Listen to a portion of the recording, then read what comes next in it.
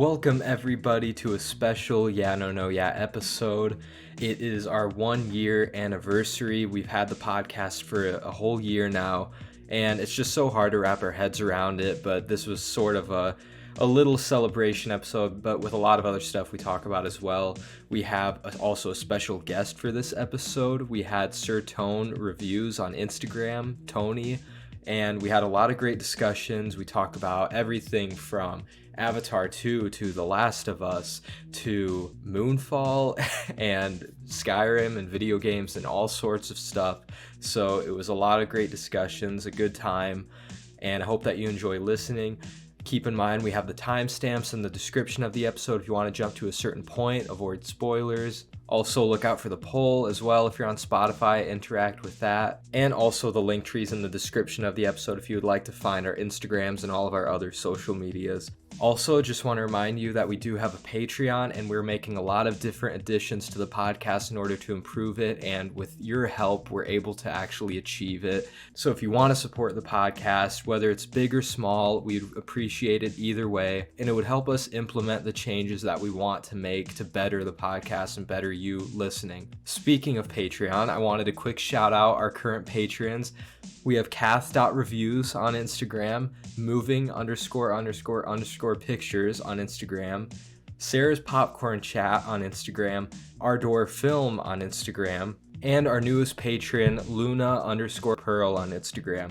So please check all of them out. We appreciate your support so much, and we're looking forward to the new changes that we're going to make, and I hope that you enjoy listening. And so, yeah, with that being said, 1 year of the podcast, let's get into it.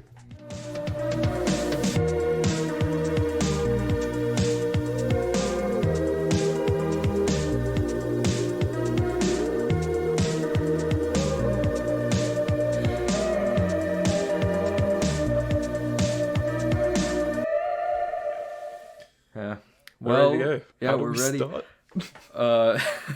Well, we have a special guest today. Today's a special episode. It is a special episode. Not only is it our anniversary, podcast anniversary, it's been 1 year. I still can't believe it. We also... Woo! Fuck yeah.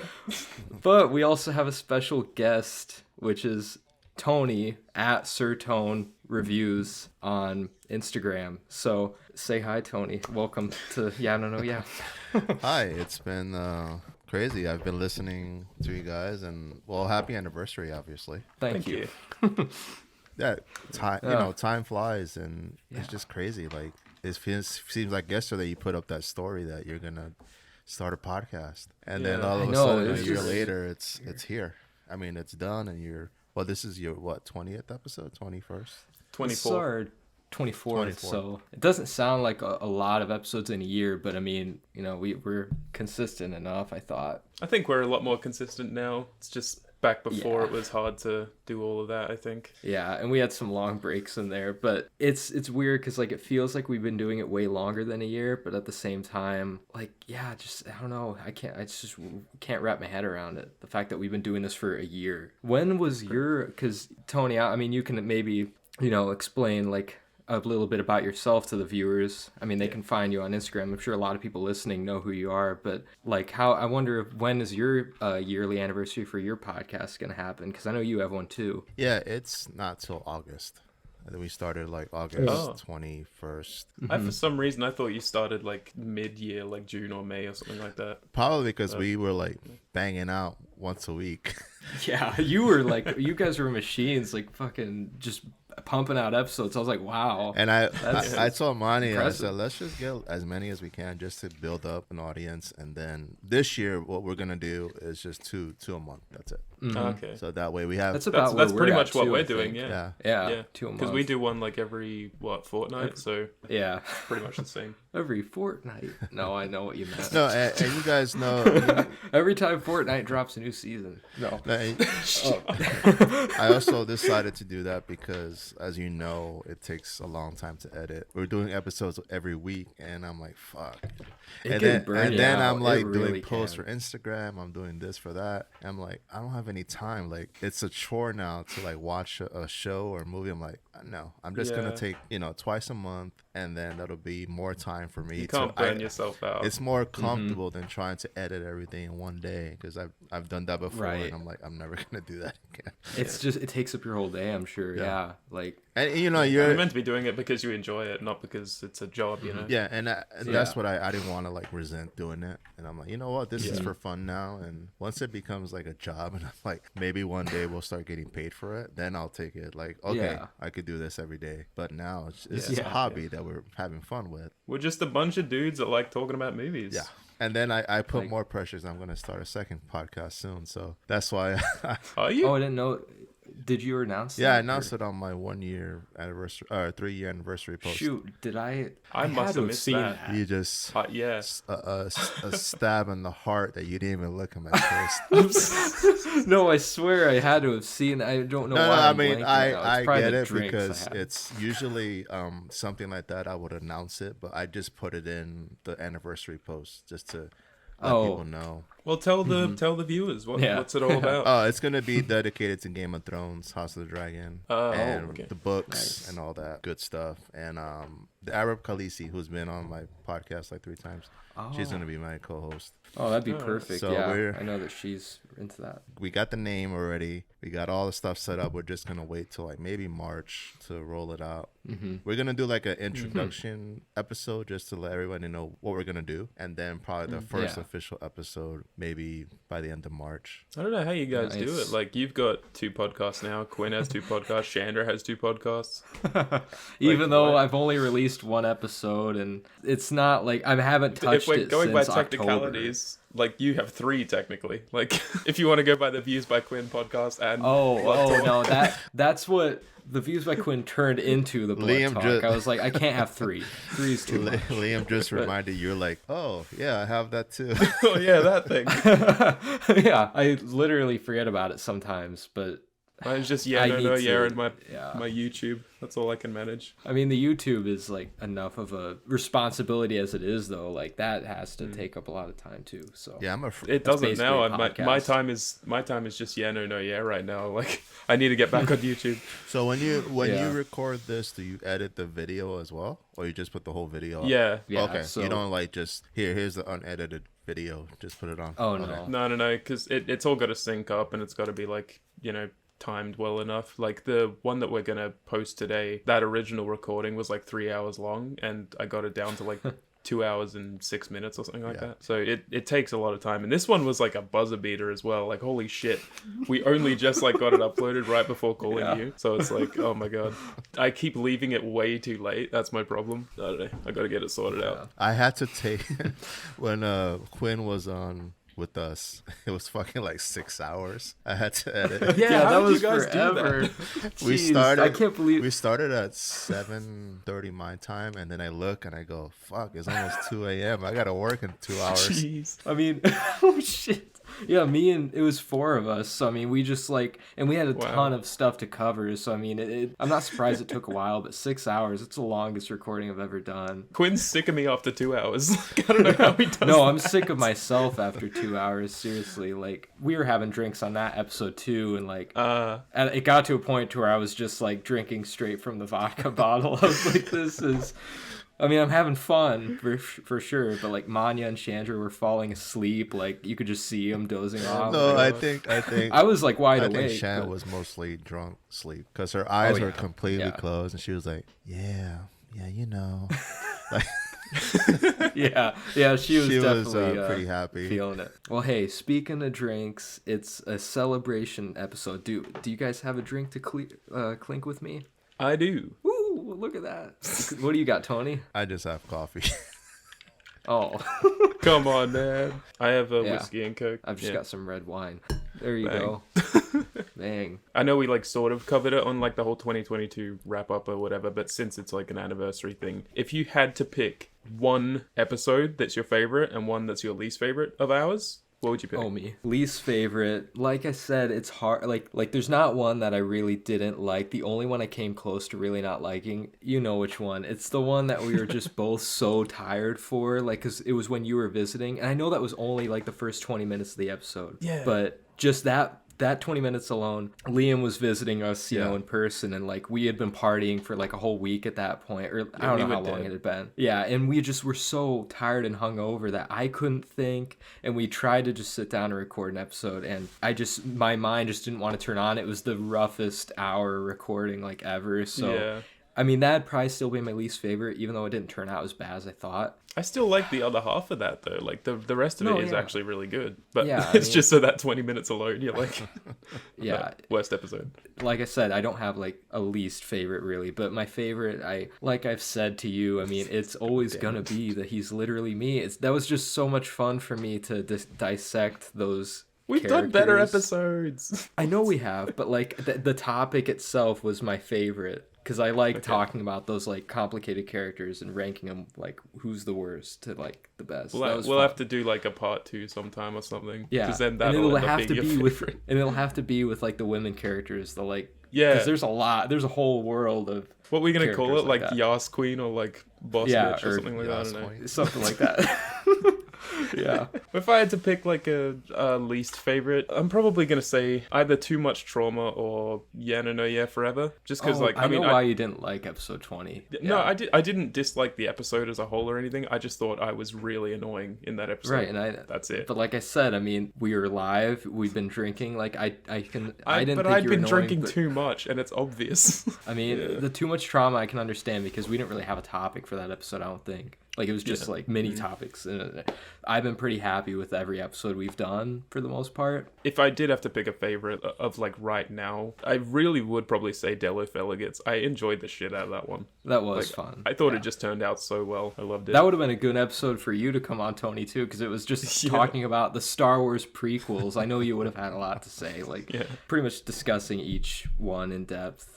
That was fun. I know you wouldn't have been on board with everything I was saying, but that's fine. Keelan wasn't either. Keelan wasn't, so... Well, we normally open episodes with just some mini topics to get us going before we get into the real, like, meat of the episode. I have, like, 3 mini topics. Just interesting things in the news I saw that might be fun to talk about. My first one, Michael Bay has been accused of killing a pigeon while working on Netflix's Six Underground.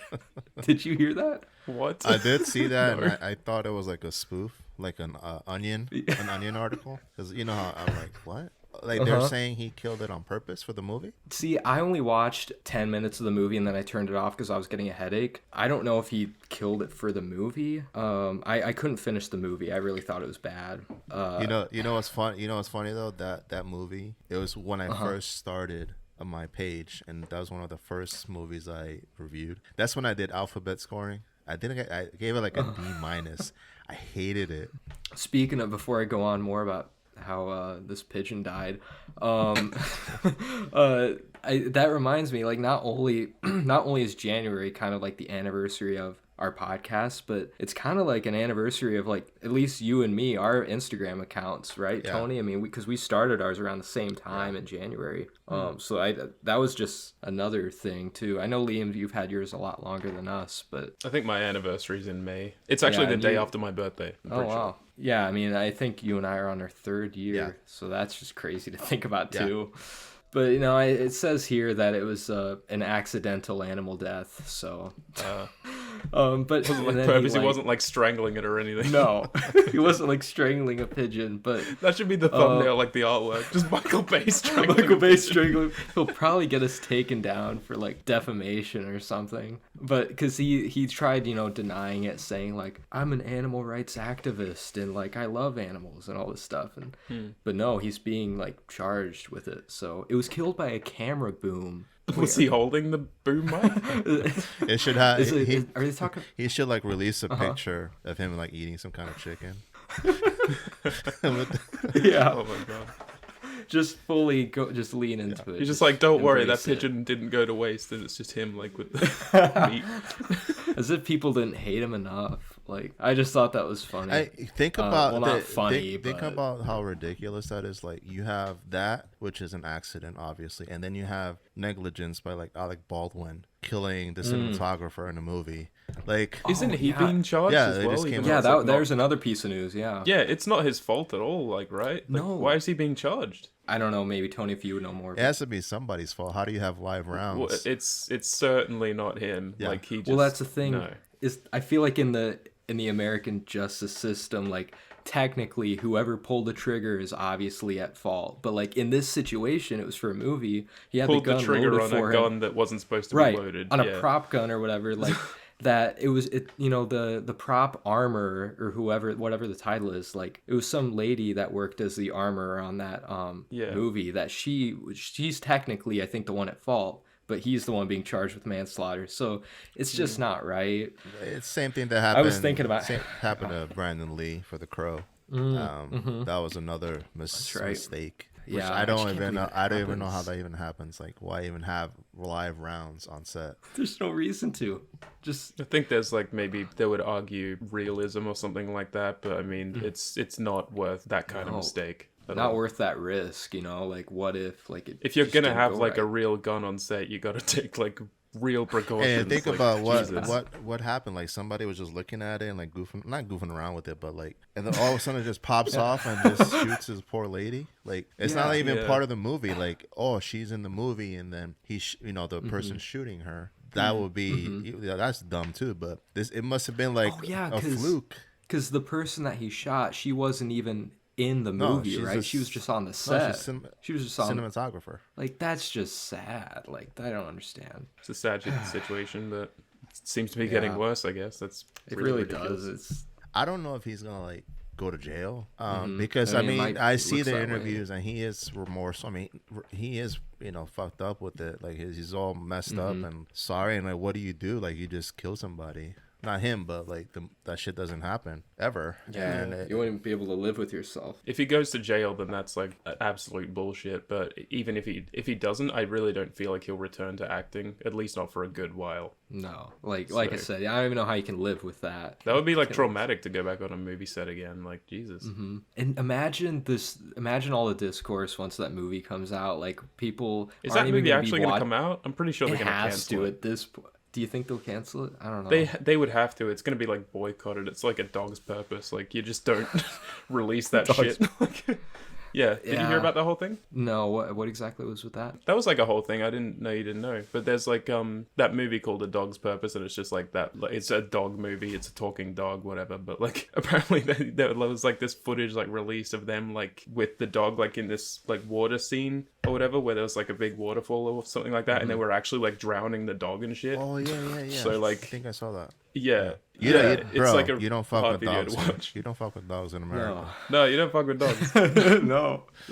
I don't feel like that movie will do well, even if it does get released. People will just boycott it. No, exactly. It's not going to do well. And even if it did do well, people would still only talk about the incident, not the movie itself. So Yeah, exactly. Yeah, I can understand separating the art from the artist and all that stuff. That's why because like, I'm still shocked that they're still gonna go with this Flash movie. Like I would have Oh God, yeah, that's a whole other I would thing. have just scrapped. Like he's so toxic right now. Like why even try? How is he gonna promote this fucking movie? And he's been arrested and like hasn't. What was the last thing that I bet if I looked up Ezra Miller in the news right now, like that's what he just must have so been much doing shit in would come Hawaii. He up. was just trying to promote it, but like really aggressively. He had like people like hostage somehow. Like that's one thing Yeah. I read. Yeah, and he pleaded. The most recent thing was like a week ago. He pleaded guilty in a burglary case. So he avoids jail with plea deal for unlawful trespass in Vermont. That's the latest thing I just read. So it's like one thing after another though, because like he was holding like a woman and her kids at some like drug compound or something. I don't know. Unless he crazy. has like information on these people, and they're like, oh, we have to still do the movie. That's the only thing I'm thinking about because cut your losses. This movie is not gonna make any money. That's Right. the weird thing about this as well, is like with DCEU, like it's such a mess as it is, as we know, but like how can they continue with Ezra Miller but they can cut Henry Cavill so easily? Like I mean, Henry Cavill's done nothing wrong, but like, what if you're gonna cut him and like go forward with a new Superman, why can't you cut Ezra Miller? Well, not only that, but Henry Cavill and like, you know, Ben Affleck was kind of in and out of it, and now isn't Gal Gadot, something with Gal Gadot, she's not really a part of it anymore either. No, I think like, she's out. Yeah, she's out. So like they're all falling out except the one guy that should fucking fall out. Yeah, he's just still like sitting in there. I'm pretty sure that Gunn will cut him loose. Maybe he's just waiting. I think he will too, because you would know more about the Gunn situation, like either of you, because I don't really know. Are they like rebooting the DC basically with him? I told you last episode, he's pretty much just the head of it now, and he's like trying to go forward with different projects and all that. I just didn't know like how, if he was really cleaning the slate. He's not like completely reinventing any of it or anything like that, but he's still, you know, going forward with a new vision, I guess. What I'm excited about him is because he is a guy who will focus on the lesser characters or less well known. Exactly. And then like Peacemaker. Like I didn't know who the fuck that was. Not only him, but like every person in his Suicide Squad movie, like Polka Dot Man, nobody fucking gave a crap about Polka Dot Man until he put him in a movie. So like he's just taking obscure characters. He put the fucking Weasel in there, and he let his brother play the Weasel. Like that's cool. Go off. Yeah. Like, he's in, like, but he also played Calendar Man, the bald guy with like the tattoos on his head. And it's in he's only like for one scene in the Suicide Squad, but but no, I mean he's doing a good job. Without a doubt, he is. So yeah, I have a lot of faith in him. It's just like it sucks with all of the changes, like Henry Cavill and Gal Gadot and all that have to go. I guess. No, I don't know. Yeah, it's just they didn't have to go, but they're gone. He's kind of like a football team or a baseball team or any kind of team that's been shit for the last 10 years, and they hire him as a general manager, and they say, "Here, this is your team." And he has to cut people. He has to sign new people. That's what he's doing. He's like looking for the future. Like, well, I can't have this old quarterback or this old player. I got to cut him. I got to look for the future. Yeah. The only thing I'm a little upset. Henry Cavill's not my favorite guy, but he was done so dirty these last 10 years. I was excited because he put up this video and he's like, "Oh, we're gonna change it. We're gonna make Superman the beacon of hope, the way he should be." Not this dark guy. And I'm like, all right, cool. That's what I love about the original Superman with Christopher Reeve. And like 2 months later, he's like, "Oh, it's not gonna work out." They gave us hope and then just took it away. Instead of the former heads of DC say, "Hey, why don't you talk with Henry and see what you want to do before we make any other decisions?" You know, because he kind of looks silly putting out that I'm back as Superman, and then, you know, egg on his face. And I think a meeting should have been done with Gunn and Cavill before he left, like The Witcher and all that shit. Because then if he would have said, "You know what, Henry, we're gonna go in a different direction," and he would have been okay, that's fine. And then nothing would have, no announcements, no nothing, no stupid ass scene at the end with Black Adam for 2 seconds. No, exactly. It just makes it look. I don't know. It's maybe just that all this chaos happened like way too quickly all at once, you know. And it was like right after Black Adam as well. And, you know, apparently Black Adam isn't going to be there for quite a while after this. It's just crazy how like there was so much hype after that end credit scene, and then immediately just the hype dropped from. It was like the stock market just going up and fucking down, like just dropped. Because he's gone, and it's sad.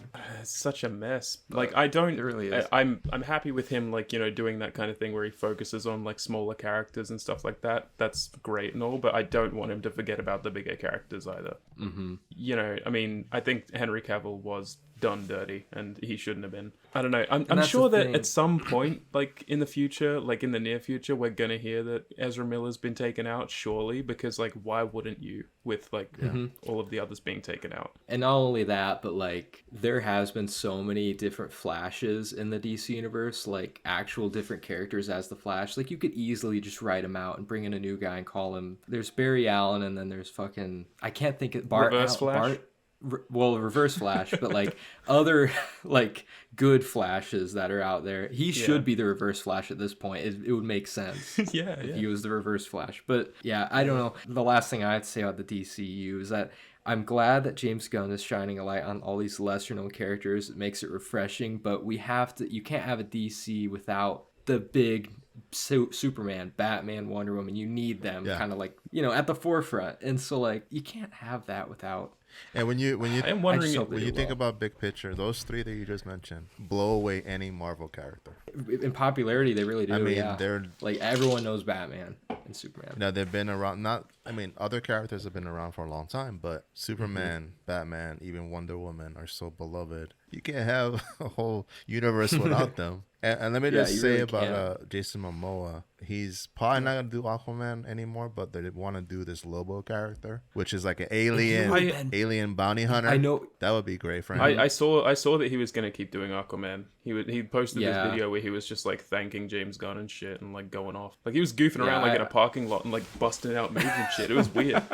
But he's still going, I think. Yeah, I read something too that Aquaman Jason he pretty much confirmed like I'm always gonna be Aquaman. Yeah. That's what he said. But no, I know Lobo, the character, like I've known him before the DCEU, and Jason Momoa would have been fucking perfect as that character, like if you've seen him, but it's too late. It'd be kind of cool just to have him do both, and then he could be on screen Aquaman and Lobo together. I mean, Andy Serkis has played two different characters in Star Wars. Why can't Jason Momoa play two different ones in DC? I mean, there's an example. So you know what I am wondering though is like, are they going to continue with Jared Leto's Joker? That's what I'm wondering. I don't know. Well, my bigger question is, are they going to play off of the Snyder cut or the Whedon cut? Because we don't even know that, do we? It's such a mess. What is the canon? I would only accept him to come back as that if he does his House of Gucci accent. That would make his Joker at least more interesting. A Joker. Yeah. He should have played Mario, not Chris Pratt. I never hated Jared Leto's Joker, but man, he was kind of cringy at times.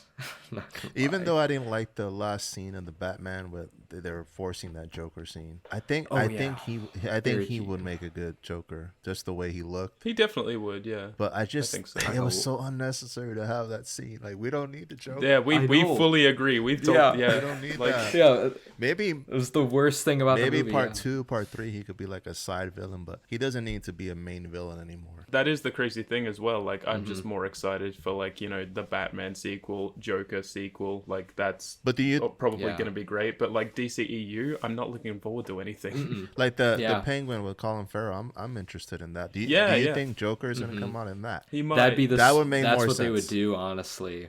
That's what you would want to see him like in a show, like more fleshed out, 10 episodes or 8 episodes or whatever. Not in a movie. He was just forced in. But that's the thing is that, like, you're right, Liam.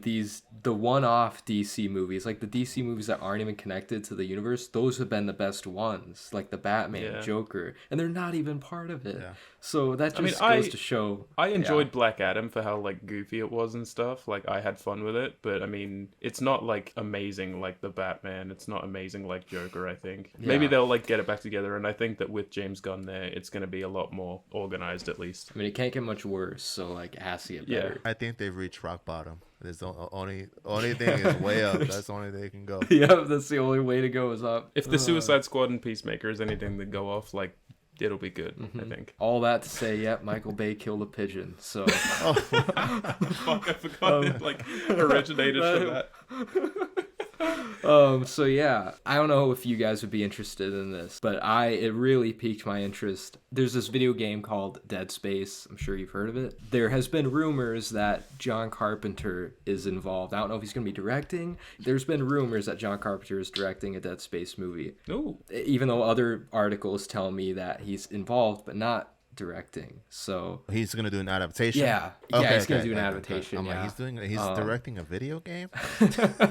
No, I mean that'd be cool too, but no, I've only played like the second Dead Space game, but it's a super creepy game, and like John Carpenter hasn't directed a movie since like 2010, so I thought he retired, but if he actually came back, then that'd be awesome. I've heard a lot of good things about Dead Space. I've never played it though. It's like one of the scariest horror games I've played, like seriously, and the new like remake or reboot is coming out this year actually, so I'm definitely gonna get that. That's why if they time it along with the game, it'd be perfect. So I don't know, anybody out there, if you play Dead Space, then you have something to look forward to. And my last little topic, I kind of already mentioned this to you, Liam, but apparently the U.S. government has logged more than 500 UFO reports with hundreds unexplained. More UFO sightings, Liam. What do you think? You didn't tell me this. Oh, well, no, I told you. We talked about UFOs like a few episodes back. Oh, yeah, They're becoming a big threat. And I didn't know it was that big. It's crazy how like every week like more UFO sightings. I don't understand. You know what always makes me crack up is that every time we see or somebody says they saw something, they're always by themselves in some field somewhere with no like just by themselves, and like it's on like a Nokia camera. Yeah. I want to see a video of like Times Square, the fucking UFO just come down. Well, I think the aliens have to be smart enough to not expose themselves like that. Maybe they're exposing themselves like little by little to one person at a time, and just to like give hints that they're out there and keep us scared. I'll just say that it has to be something out there. This universe is too big, and we can't be fucking entitled and say we own this universe. It has to be something out there. There just has to. Absolutely is, but I just don't believe that these UFOs are real. I just don't. I mean, maybe not these specific UFOs, but in general, the idea, you're right. There has to be other life out there. I mean, there just has to be. I mean, there has to be there has to be some kind of weird, like under, like a base in the moon. Oh boy. Oh, don't worry. We? Yeah, we'll get to that. Don't worry. Maybe that'd be a good transition. I don't know. Let's go. Speaking about bases and moons, best movie of 2022. We had a few different movies and a show to discuss. So, like, why don't you guys go off about Moonfall for a bit? I didn't watch it. I still haven't seen it, so this is like your guys' discussion. But I have already had it spoiled for me, so don't worry. We won't get into spoilers too quick, but we can play around for a bit. Yeah, it's a great movie. It's a great movie to watch with friends and laugh at and make fun of. Because I think it's just like one of those movies, like The Room or whatever, where it's so stupid. You could just pick apart so many things and laugh at it. I love it. It's great. I watched it because we talked about it in the podcast, and Quinn said that he didn't see it, but he knows about the spoilers. And then Shan's like, okay. And I said, no, don't say nothing. I want to see it. And Quinn's like, you want to see that? And I did. So I for some reason the other day I pressed play and I go, fuck it, let me just watch it. I don't know, like 20-25 minutes in, I look at my wife, I'm like, these are real actors getting paid. And what's more, I love how much fun John Bradley was having. Like he's so bad in the movie, but it's hilarious. No, I thought he was the best part of the movie. At least he has some kind of emotion, and he was like delivering his line with passion. You have Halle Berry. He was, but the dialogue is so ridiculous. Yeah. But Halle Berry, Academy Award-winning actress, she's like so monotone. Yeah, we have to go here. And I'm like, oh my god, no emotion whatsoever. And then the person who played her ex-husband has to be one of the worst actors I've ever seen ever. Oh yeah, he was like stone faced like the entire time. Like it was horrible. And this he's like, protect our son. Yeah, protect our son. That's it. I love you, son. Like, and then they have this Patrick Wilson guy who did pretty good in The Conjuring, but I don't like him. Like he's not a leading guy. Like he's also he's really horrible. not. And what? No. I like Roland Emmerich. I like his disaster movies, but he's forcing this family drama, and the world's about to end, and we're talking about some brat and his kids, and then But I mean, based on like the films that I've seen by him, like I haven't seen Independence Day yet. I've only seen The Day After Tomorrow, 2012, and Moonfall, and it's like it is the same formula in all of them, because like it's always just like, I have to get to my son, my family is in danger, all that shit, and like all of that. But like with Moonfall, it went so beyond stupidity toward the end. Like it was fucking wild. I was like, I can't believe I'm watching this right now, and he's gone here. And like that's why I love Moonfall. It's like so stupid. My wife's like, are you gonna keep watching this? I said, you know what, I have to, because I want to log this in the letterbox. And I don't want to be one of those people who like watch 20 minutes and like, fuck this movie, half star. Like I gotta like watch it. Yeah. And I'm watching this and I go, God, this is the same thing he does every time. Like Independence Day, Will Smith. I gotta find my family.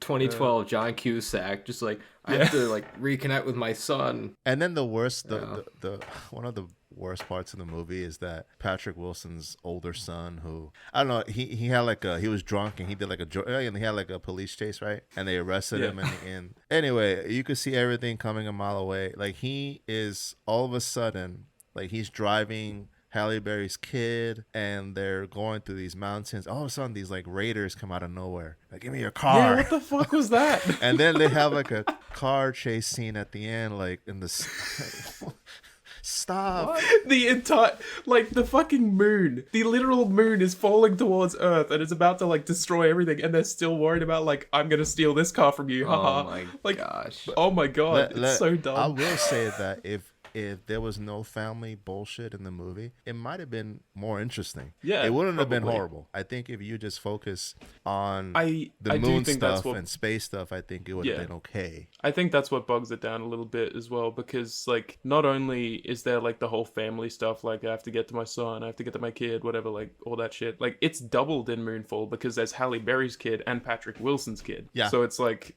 it's like doubly that shit, and it's like I do feel like it's not enough crazy, outlandish, stupid stuff. Then we have Liam. Then we have one of the most insane scenes I've seen in a movie where they're trying. They have like 2 engines went out in the rocket, and they're like, "We need to go up to the moon." They're launching this rocket. All of a sudden, the gravity, the tide or whatever, is pushing the water up. So the water is going straight up, like with the rocket.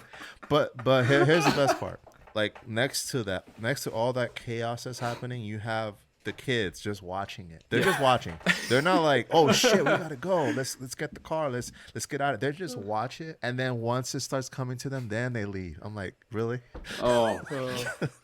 I mean, do you think that Roland Emmerich, did he have a team of researchers researching like, would this actually happen with physics and shit? Fuck like with no. the water, right? I mean, or is he just pulling shit out of his ass? Like, No, I mean, this is a movie, like, I don't want to get into spoilers, but, like, by the end of the movie, no logic is required. I don't think that he studied anything. And you're thinking about these, Halle Berry and Patrick Wilson, their kids are down in this cliff. They're going up to space, and they're, like, high-fiving each other. Yeah, and they're like, aren't you thinking about your kids that you just left? They're probably dead. And you're like celebrating. It's just like no. Yeah. But I don't wanna say the ending part because it gets, like Liam said, so like you throw logic out the window and you're like, okay, whatever. This movie is this movie. I don't know how Shang gave this 2 stars. I don't know. I gave it a 3 out of 10. Yeah, I think it's bad, but like it's really entertaining. Like in terms of entertainment value, like probably 9 or 10 out of 10. Honestly, I had so much fun with it. One of the things I love is like how like stupid the dialogue is, like at the start, like especially with John Bradley and all that shit. His whole idea, he's like, I need to meet with this guy, like Patrick Wilson, like the NASA guy or whatever. But he doesn't realize that until he sees his paper clipping or whatever on a piece of paper that his cat pissed on. That's like a plot line in the movie. Like he sees his cat pissed on some paper and he's like, Fuzz Aldrin, you're a genius. Is he kind of the Woody Harrelson character of the movie, like in 2012? Is he kind of like the crazy not really. that like discovers? Not really. He's not like to that level or anything. He's a Redditor. He's a Redditor, basically. Oh, yeah. He's calling himself professor. I don't even know if he has a degree or anything. He just a quote professor. Literally, at one point, he says, "What would Elon do?" Like he was sucking Elon's balls. Like, oh, I love you. He was the entire time. He's like at the end. He was, I love Elon. Yeah, I love Elon. Earlier that day, I was watching JFK from Oliver Stone, and I think I posted in my story like Donald Sutherland has one of the greatest cameos in a movie. It's so amazing. And then I had no idea he was in Moonfall. I go, he plays kind of a similar character. Like he's in the movie for like 2 minutes. Donald Sutherland. Yeah. No, I definitely. So, I didn't know he was in the movie. Yeah, he comes out for like 2 minutes, like a really short scene. But he's kind of like the crazy guy who knows like the conspiracy theories and so it kind of reminded me. So he's the Woody Harrelson. Yeah. He kind of reminded me of the Mr. X character in JFK, but not as good, obviously. But it was just kind of funny that I saw him. I'm like, what the fuck is he doing in this movie? So I don't mind movies like this, but I just want to see effort from the actors. Don't give me like, yeah, we need to do this and like so dry. If it's too like monotone and like phoned in, then it can like really downplay it. But like if it was like better acted and it was this ridiculous, it probably would have been better. Like with the Day After Tomorrow, that's another ridiculous movie. But everybody in the movie, I actually like that movie. No, I like it. I really like that. I movie. like it too. It's one of his better ones. For me, it's because everybody's so invested in it. Even like everybody is into the movie. There's nobody like Halle Berry or this. I don't even know who this guy is who played her ex-husband. I should write him a letter, be like, bro, time to quit. Time to quit acting. You need to find another profession because acting's not Time's it. up, go home. But yeah, Day After Tomorrow, you got like Jake Gyllenhaal and shit. Like and Dennis Quaid. And, like Ian Holm is he's so amazing in this movie. He's like a small part, but I think I said he's my comfort character in the movie. He's just so fun, and it's again, you know, the cities are being destroyed, but it's at least it's entertaining. This one is like it is the same formula where it's like I have to get to my son, but still it's actually entertaining, and like a lot of the visuals like are still really good looking. I think. Like I watched it, like rewatched it probably like 2 years ago or something, and I still think it like holds up pretty well. Yeah, I just watched it like a month ago. I love when that guy gets like fucking like slapped in the face with a billboard. Do you remember that? Yeah. That shit was awesome. What would you say is the best and worst Roland Emmerich movie? Worst is 2012 for me. See, now I knew you were gonna say that, but tell me, because I view 2012 the same way you view Moonfall. For me, it's a guilty pleasure. I think it's so much fun. I think it's ridiculous and stupid, but at the same time, like it was so cool at the time coming out because that was a real life worry that a lot of people had. Like, what are they right? Is the world gonna end in 2012? So, and that came out like 2009, I think, or something like that. So like we had that movie for a while before 2012. But from what I could tell from the trailers and clips and you guys describing it, I feel like the characters and actors in 2012 were more into it. Like, I mean, John Cusack was like, he was really good. I thought Woody Harrelson was hilarious and crazy. For me, it's not a good movie, but like, it's just the same reason you like Moonfall, honestly. I think it might be different if I like rewatched it now, probably, but I don't know. I feel like it's just not as fun for me sometimes. I don't know. But again, like if I did rewatch it, maybe it would change. But the way I view it now, it's like I don't think I've seen it since it's come out, so can't really remember. His best to me is just Independence Day. I really do have to watch it. And I think that's was that his first movie? I don't know if it was his first, but it's definitely one of his first for sure. Wait a minute, I've also seen the original Godzilla. That's him, right? That is my least favorite movie from him. It's not the original, but like I might even say that too. Yeah, probably. That was so bad. It's not good. So bad. Liam, so you're saying it's worse than Moonfall? Moonfall's like top. In terms of entertainment, you're putting at the top. I would say probably Day After Tomorrow, Moonfalls, 2012, and then Godzilla. I just saw your letterbox. It said like 1.5. Yeah, but I enjoyed it. in terms of like in terms of entertainment. Oh, okay, yeah. But I still probably would rate 2012 lower. But I don't know now. If I rewatch it, then it might change. I think Independence Day has so many quote classic characters. Like Randy Quaid is really funny in it. Will Smith is good. Those are the two standouts for me. So Jeff Goldblum is amazing in it. He's really good. Yeah. Judd Hirsch is so funny. And then this guy, the guy who played the president, the best president ever in the movie. Yeah. Yeah. No, I really do need to rewatch Independence Day because it's definitely like, I think it's probably a good movie, but I haven't seen it long enough to remember. My favorite's probably Day After Tomorrow, or no, my favorite is 2012, but his best I would say is Day After Tomorrow. That's the difference. I think that's where it's confusing, like what's his best and what's his like most entertaining. And like, I think I'm gonna sound real old, guys, but I did watch Independence Day in the theater. It was a date, but it was amazing to see those special effects in '96, like all the buildings, and you're like, holy shit, looks amazing. Like if I had to like write an actual review on it, maybe it's not okay. I could nitpick on shit, but it's still fun. I think I watched it a few years ago, and I think it's fun. But he didn't do the sequel, I'll right? have to watch it. Is that somebody different? No, I don't he think did do that. Yeah, that was bad. Yeah, that looked bad. I don't think Roland Emmerich's made like a masterpiece by any means. No. I mean, correct me if I'm wrong, but he's just not that director, is he? Yeah. The one thing that like is confusing about him as well is like I haven't seen the movie, but he made that like Shakespeare movie, Anonymous, with Reese Ifans. I don't know. But he made that movie, and I was like, and he what also, the hell? Like, this isn't a disaster movie. What's going on? Right, here? and he also made, I think it's called Patriot with Mel Gibson, right? Okay. Something like that. Yeah. You would probably know, Tony. I swear, let me look it up just to make sure. Yep, he did direct it, Patriot with Mel Gibson. So, like, he's done a few movies that are not his typical disaster movie, but he is the disaster movie guy. Yeah, and he has this niche. So his fans are going to be like, oh, he has a new movie. Okay, we know what city is going to be destroyed. Is it going to be New York, LA, Paris? And what's going to destroy it? Is it going to be a moon? Is it going to be aliens? You never know. I'm pretty shocked. Or both. I'm pretty shocked he hasn't done like a zombie thing, like a zombie destroying cities. Ah, that'd be great. I just realized, like, I keep mentioning that I've only seen, like 2012, Day After Tomorrow, Moonfall, but like I keep remembering different things, and I'm like, oh yeah, he directed that. But I've also seen Godzilla and White House Down. You know that movie? Oh, he did White House Down. He did White House Down. That movie fucking sucked. Oh my god. It did suck. Is that with Gerard? No, that's Olympus Has Fallen. Okay, I know it's the same kind of movie, right? It's what Channing Tatum protecting the president. Who's Jamie Foxx.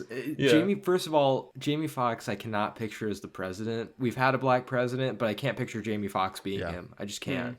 It's Jamie Foxx. Morgan Freeman, yes, but not Jamie Foxx. Yeah, Morgan Freeman, I can buy that, but not Jamie Foxx. What baffles my mind is how I will never get over, and this is a whole topic in itself, how there's always those two movies that come out every year that basically copy each other, and that is the biggest year for me, is that 2013, Olympus Has Fallen and White House Down, exact same plots, they came out the same year. It's so weird. Well, I've never seen Olympus Has Fallen or any of the Has Fallen movies. And then back in 97 was Deep Impact and Armageddon. They both came out in the same summer.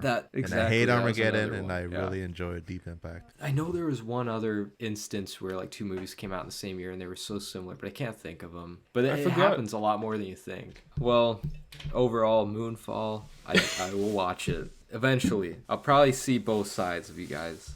I think if if you get to watch it with like Nick or something, if he comes back to town, do that. Probably don't watch it on your own, you might get really bored, but if you're watching it with a friend, it sounds like it'd be like really fun with a friend. That would be fun, actually. We were thinking about, the next time he comes down, we were actually thinking about watching the new Velma series, which looks terrible, to make fun of it. No.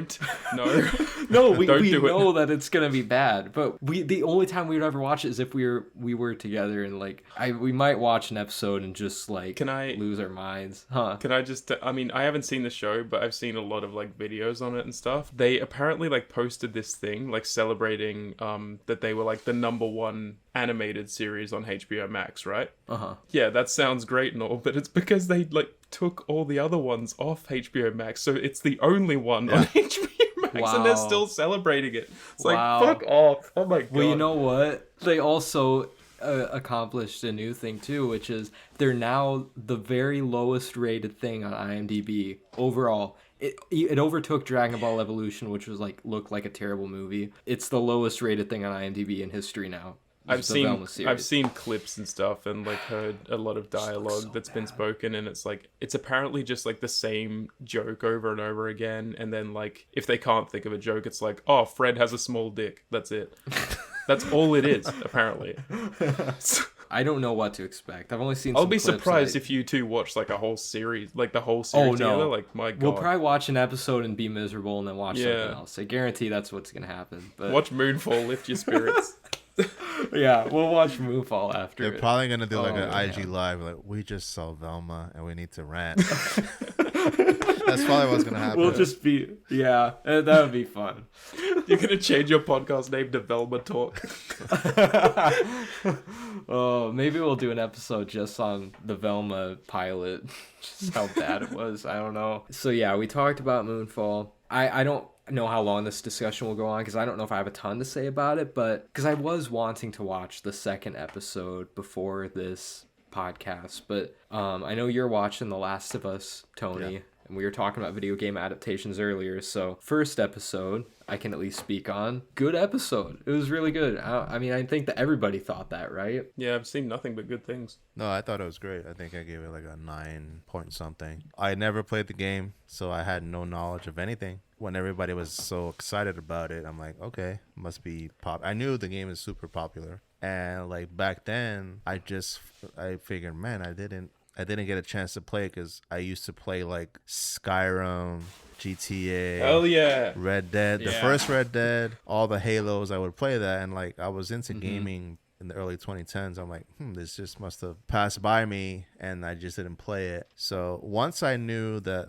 the cast, I go, okay, I love Bella Ramsey. She steals every scene in Game of Thrones she's in, and of course Pedro Pascal is just so awesome in it. Once I saw the production, who was behind it, I go, okay, this might be special. Chernobyl's arguably one of the greatest things ever created on TV. It's a great series. It's really good. And it's so weird that it's this guy, if you look at his movies that he directed, you're how the hell is this the same person? Oh, what else has he done? I don't know if I looked into that. A superhero movie back in like 2007. Oh god, the spoof movie? Yeah. That shit was... I liked that as a kid a lot, though. I don't know why, but I did. And I like some of those spoof movies too, like Disaster Movie. I actually love it. I can't with disaster movie, but superhero movie I can. I think like the scary movies, like I can do them. They're like fun and stuff. And superhero movie, but like epic movie and disaster movie, no, can't do it. Yeah, he did. Like this is what he did prior to Chernobyl. He did The Huntsman, Winter's War. Oh no, he didn't direct that. He wrote it. He was the writer. I'm sorry. It says he's writing the new Pirates of the Caribbean. Is he? That's what it says. It says to be announced, to be in whatever. Okay. He did write Hangover 2 and 3. I haven't seen 3 yet. It's but very 2 is random. good. It's just a very random, like career. He wrote Identity Theft with. Oh. That's okay, I guess. I don't know. But he did not direct any of the Chernobyl episodes. He just wrote and was the creator. But he's directing and writing this one. When you see the first episode, I love that introduction, that cold open of just scaring the shit out of you. What did he say? Like the fun guy. That's the shit that's gonna get you. And what makes it scarier is that can actually happen. Yeah, that's true. I mean, it's just like, I don't know. I mean, similar to you, I didn't play the game. I only played the first mission of the first game like a year ago. And so this first episode, it was coming back to me. Yeah. I actually recognized everything that was happening. So I can at least admit they're definitely following the source material very closely, and that's what video game fans have always wanted with their adaptations. Just be faithful to the source material. They're doing that so far. So I haven't watched the second episode, but no, it was a great pilot. But I did see some people like literally the day of or the day after on Instagram saying like, this is one of the top 5 pilots of all time, and I'm like, I don't know, like that's a big, maybe we should wait. They're just very excited about it, and I think a lot of the fans are really like crazy sometimes. What is so promising is that this Neil Druckmann, the creator of the game, is so invested. He's there. He's a part of it. He's making decisions. And all the little changes that people are like, and I won't say it, but he's the one making those decisions, the actual creator of the game. It's not like he's not a part of it, because if he wasn't a part of it, then we're like, fuck this shit. They're changing the game. But now they're like, okay, he's the one doing it, so we're going to give it a pass. But you have to, you can't be 100% faithful to anything. You have to make some kind of changes for a live action show. And what I've seen, like when you watch the inside the episode after they'll talk about changes of what they've done, and it makes sense to put it on TV. That's the biggest thing, is if you don't have people who are actually and also the director, Craig Mason, he's a super geek from the game. Like he's played it like 5 times, so he loves it as well. So that's a good combination to have. Yeah. If not like all these reports, I don't want to get back to Henry Cavill, but like The Witcher, like he's a super geek, and all the writers and people,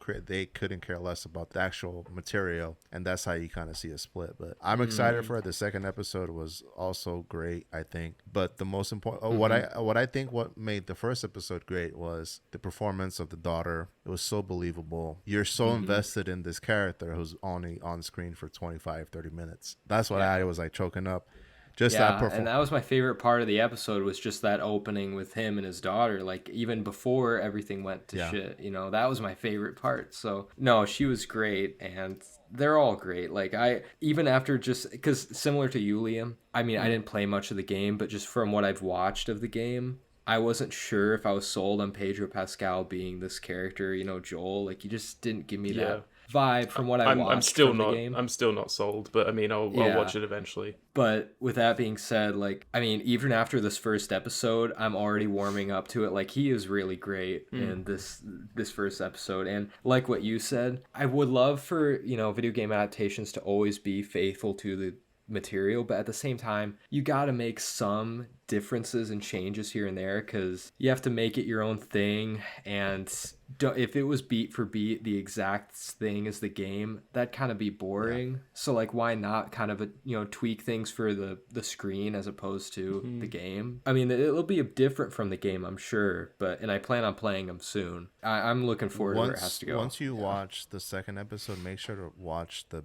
behind the scenes, because there's a change from the game after they talked about it, and it's pretty big, and they explain why they had to do it, which makes sense for the show. He goes, in real life, in a live action, it just we couldn't do it. In the game, you can, you can do that in the game, but we had to change it for the show. But about his daughter, they also talk about like that backstory is not in the game, and that's a change which was needed to build that chemistry and bond between the father and daughter for you to care about her. Because if they start the show and in 2 minutes they're already like, oh, let's go on something where you're not gonna she's gonna get shot, and you'll be like, okay, you're not gonna care. I don't care. Who cares? You need time to like sit with the characters and get attached to them. And I was impressed with how short of amount of time we had with them and how quickly it did make me care about them, just like the little moments that they had. And within 20 minutes, I mean, we're not going to go into details because I know Liam hasn't seen it. And it literally doesn't matter because I've played the game. You can't spoil it for me. I'm sorry, I thought you watched it. No, I haven't watched it. I haven't watched it. I'm like a huge fan of the game. One of my favorite games of all time, like right next to Skyrim and stuff. Absolutely love it. And even like the second, I think I have like one mission left and then I'm done. Yeah. But even the second is fucking incredible. Like, I love it. I'm gonna watch the show at some point. Yeah. It's just like, it's gonna take me some time to get there, because like when they announced it was like Pedro Pascal and Bella Ramsey. Bella Ramsey. Those two, they just did not at all say to me like Joel and Ellie at all. So I was just like, I'm not really sold, but I'll give it a go eventually. And then like they released images of like what the clickers would look like, and I'm like, that doesn't look right. And so now I'm just like a bit iffy about it, but I'll eventually watch it, and I am going in with an open mind. I just need some time to get there, I think. Have you been if you actually no, Quinn hasn't seen the second one, but for what I've seen, they look pretty accurate. But trust in Pascal. I like Pedro Pascal. It's just I didn't see him as that character for a while, but I'll get there. Once you get to the 20 years later, everybody, all the zombie shit, he looks like so worn out. Like, he looks like that. and you have people on TikTok and Instagram, they're doing the side by side with the video game footage and the actual show, and you can see how it looks very similar, the shots and the characters are just like, he's been doing this shit for 20 years now. He's just worn down. He definitely like looks like it, I guess. It's just like some of the like ways that Pedro Pascal like speaks. I'm like, like Joel is like mega American. Like, he's just like fucking cheeseburger, rock flag and eagle, all that shit. Like, he's really American. But like Pedro Pascal, and I don't mean to like sound like a dick or whatever, like he's not like that American to me. He sounds like, I'm just like, he sounds Texan to me. Does he in the show? Yes. In the show, he definitely kind of like, I think, tries to talk like Joel. But you can hear like he is from Texas. You can hear the accent. He definitely changes the way he talks in the show. All right. Yeah. Okay.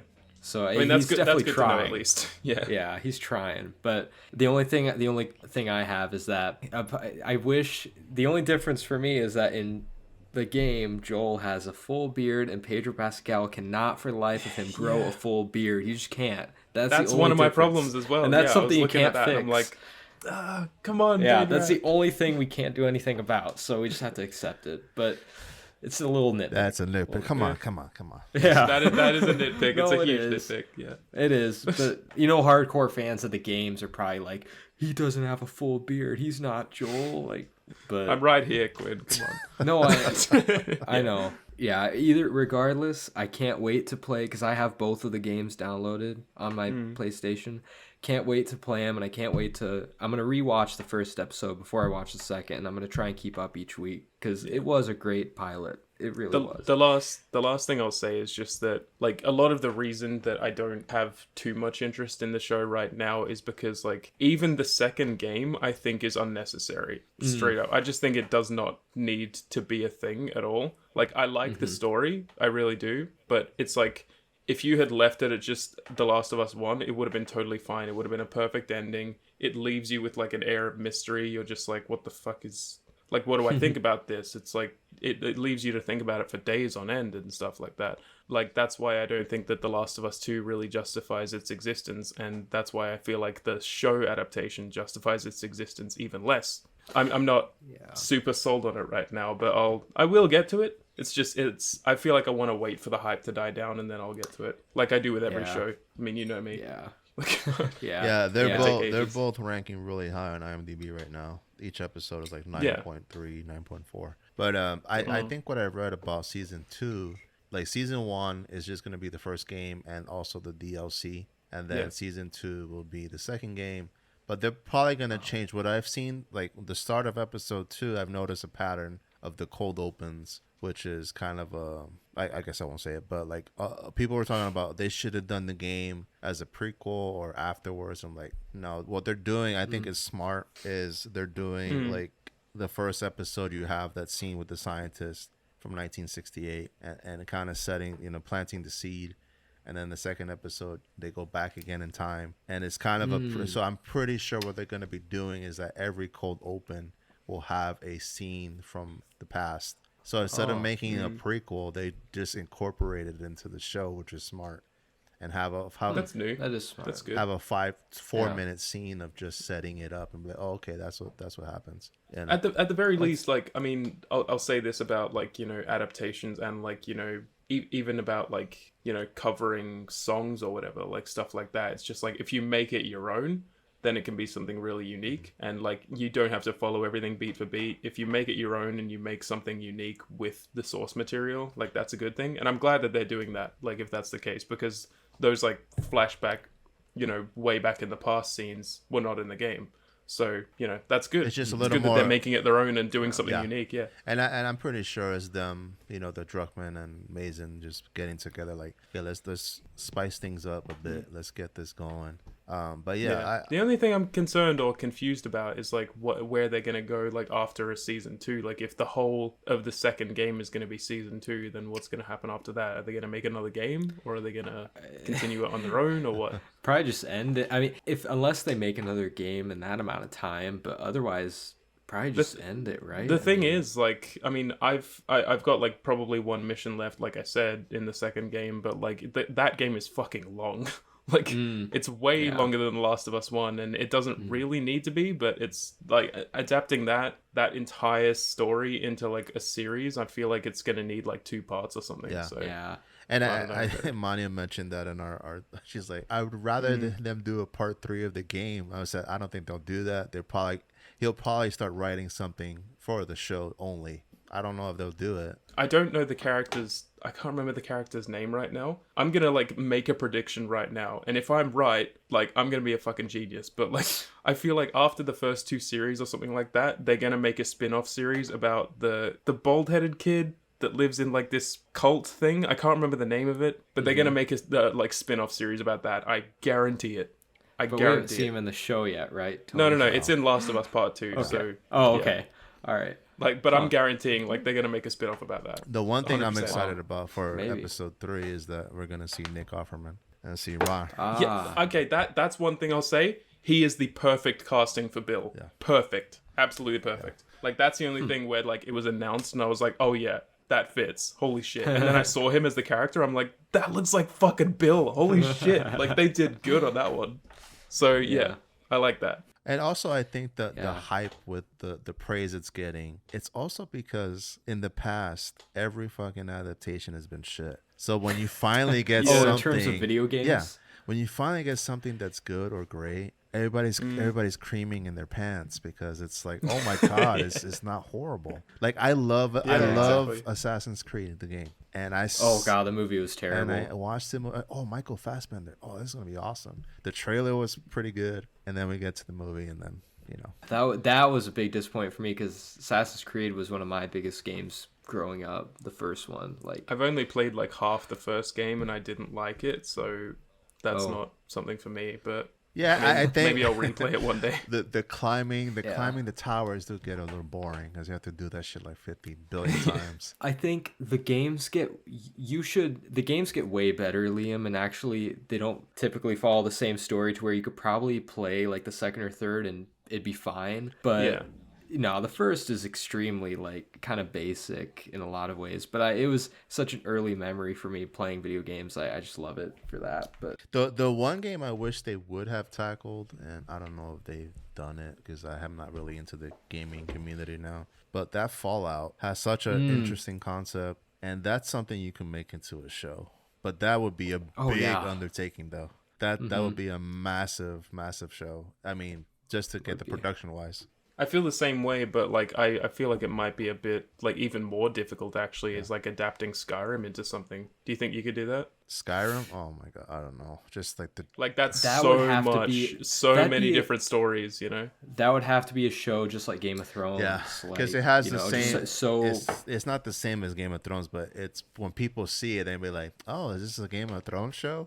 Yeah, because you have you can't do tons of dragons. You can't do it in a movie. It'll have to be a show. Yeah it could be interesting if they did like make it into something. That would be. I would love that, but I feel like the game's just enough for me. Yeah, but like the game at the same time, like holy shit, like Elder Scrolls 6 has been in announcement phase for so long. Like, give it to me, please. Yeah, that's like my most anticipated like a game game that's like I need a game that's like updated and like a newer game where it flows better than Skyrim and it's still the same feeling, like that's true. God. But I'm not gonna lie, I mean I have the PS5 edition of Skyrim like on this, and I've played it recently, and that game even coming out in 2011, like it's been over a decade, and it has aged so well. It just so never beautiful. Gets boring. It's timeless. It's the most timeless video game. I rebought it. Ever. I bought it back when I had my 360 back in 2011, and it's played it all. And then I think 2-3 years ago, I bought the PS4 edition,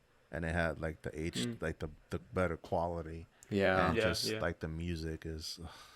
It's got to be the best so game good. Soundtrack of all time. It is so it's just so good. Like even when you when you open the game and it's like that the epic it's so good. Just it's like building. fuck yeah. So did you? I'm excited to play this. Who's like your?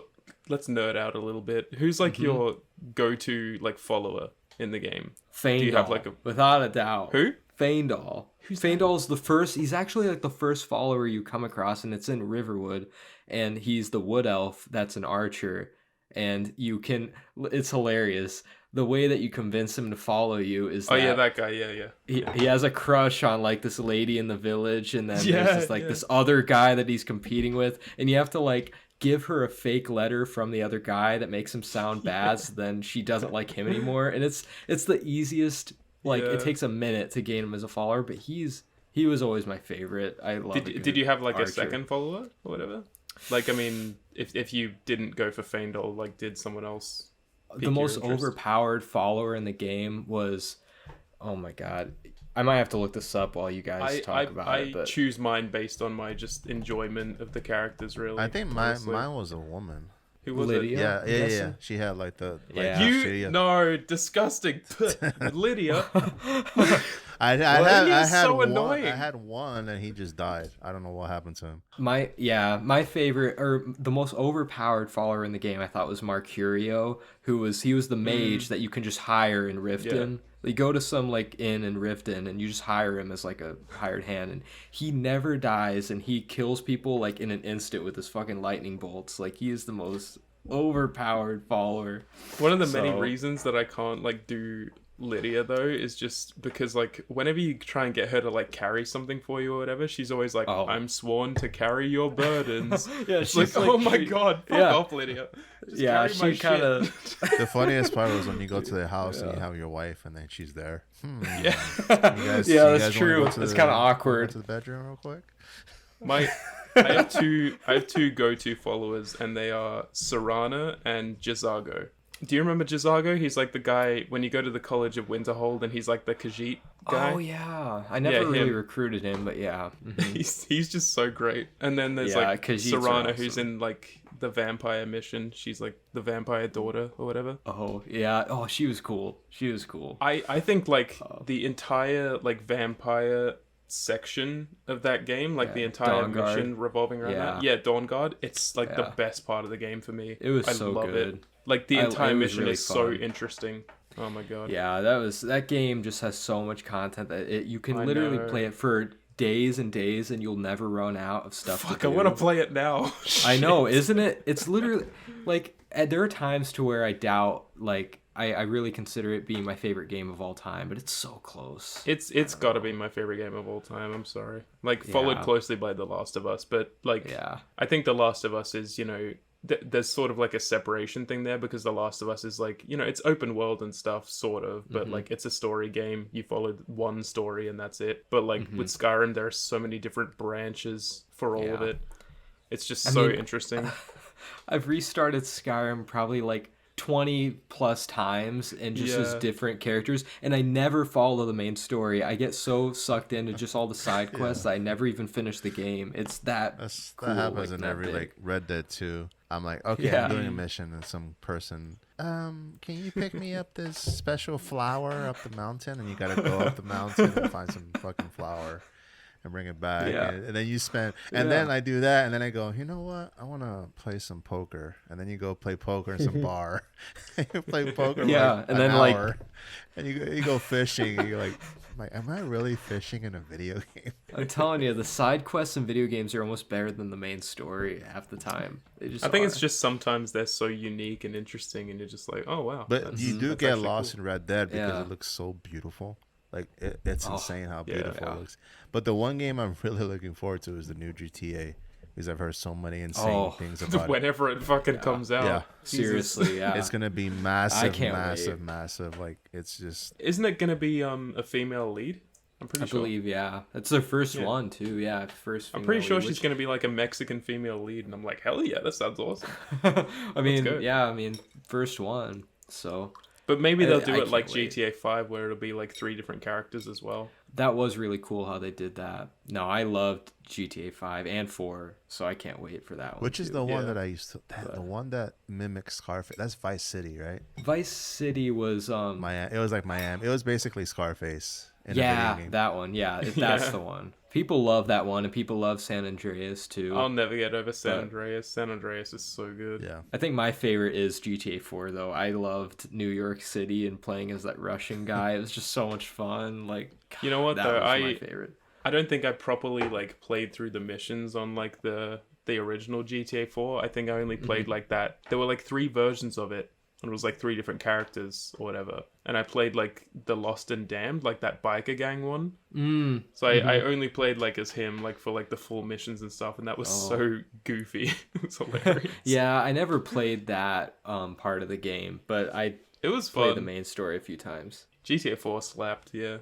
It really did. I mean, all of them pretty much do. Yeah. That Vice City one, I would just get in the car and put all the radio. They all do, but the Vice City soundtrack is great because it's pretty much all the songs from Scarface. It's just like, but if you actually leave on like the talk radio, it's hilarious. Yeah. You're just driving. You're like, you're just laughing because it's just like one of those best like nostalgic memories or whatever was like when you were just driving around in GTA Vice City and you're just like listening to Out of Touch by Hall & Oates. It's like, hell yeah. You're out of touch. It's great. Didn't we like... that was great. Quinn, didn't we like belt that song out on the way back from Sioux? I think it was Man Eater by Hall & Oates, but yeah, we definitely played some Hall & Oates. I remember like drunkenly screaming Out of Touch like in the back seat and annoying the shit out of you and Kath. That's I true, remember 'cause doing that was that. when we picked up Cath. So Yeah. we probably played. Yeah. Just, nothing like some good Hall & Oates. Now I really want to play Skyrim and Me all too. these I'm gonna games. play it right after this. I don't care anymore. I need to. Yeah, that was a good game discussion. At this point, I mean, do we want? We have so many listener questions. Do we want to talk about Avatar 2? I mean, We can still, like, I don't mind going for longer if you guys have like nothing to do. It's I'm all good fine. with I me. just might need another bathroom break right now. So That's fine. I'll be right back. Yeah. All right, I'll be right back then.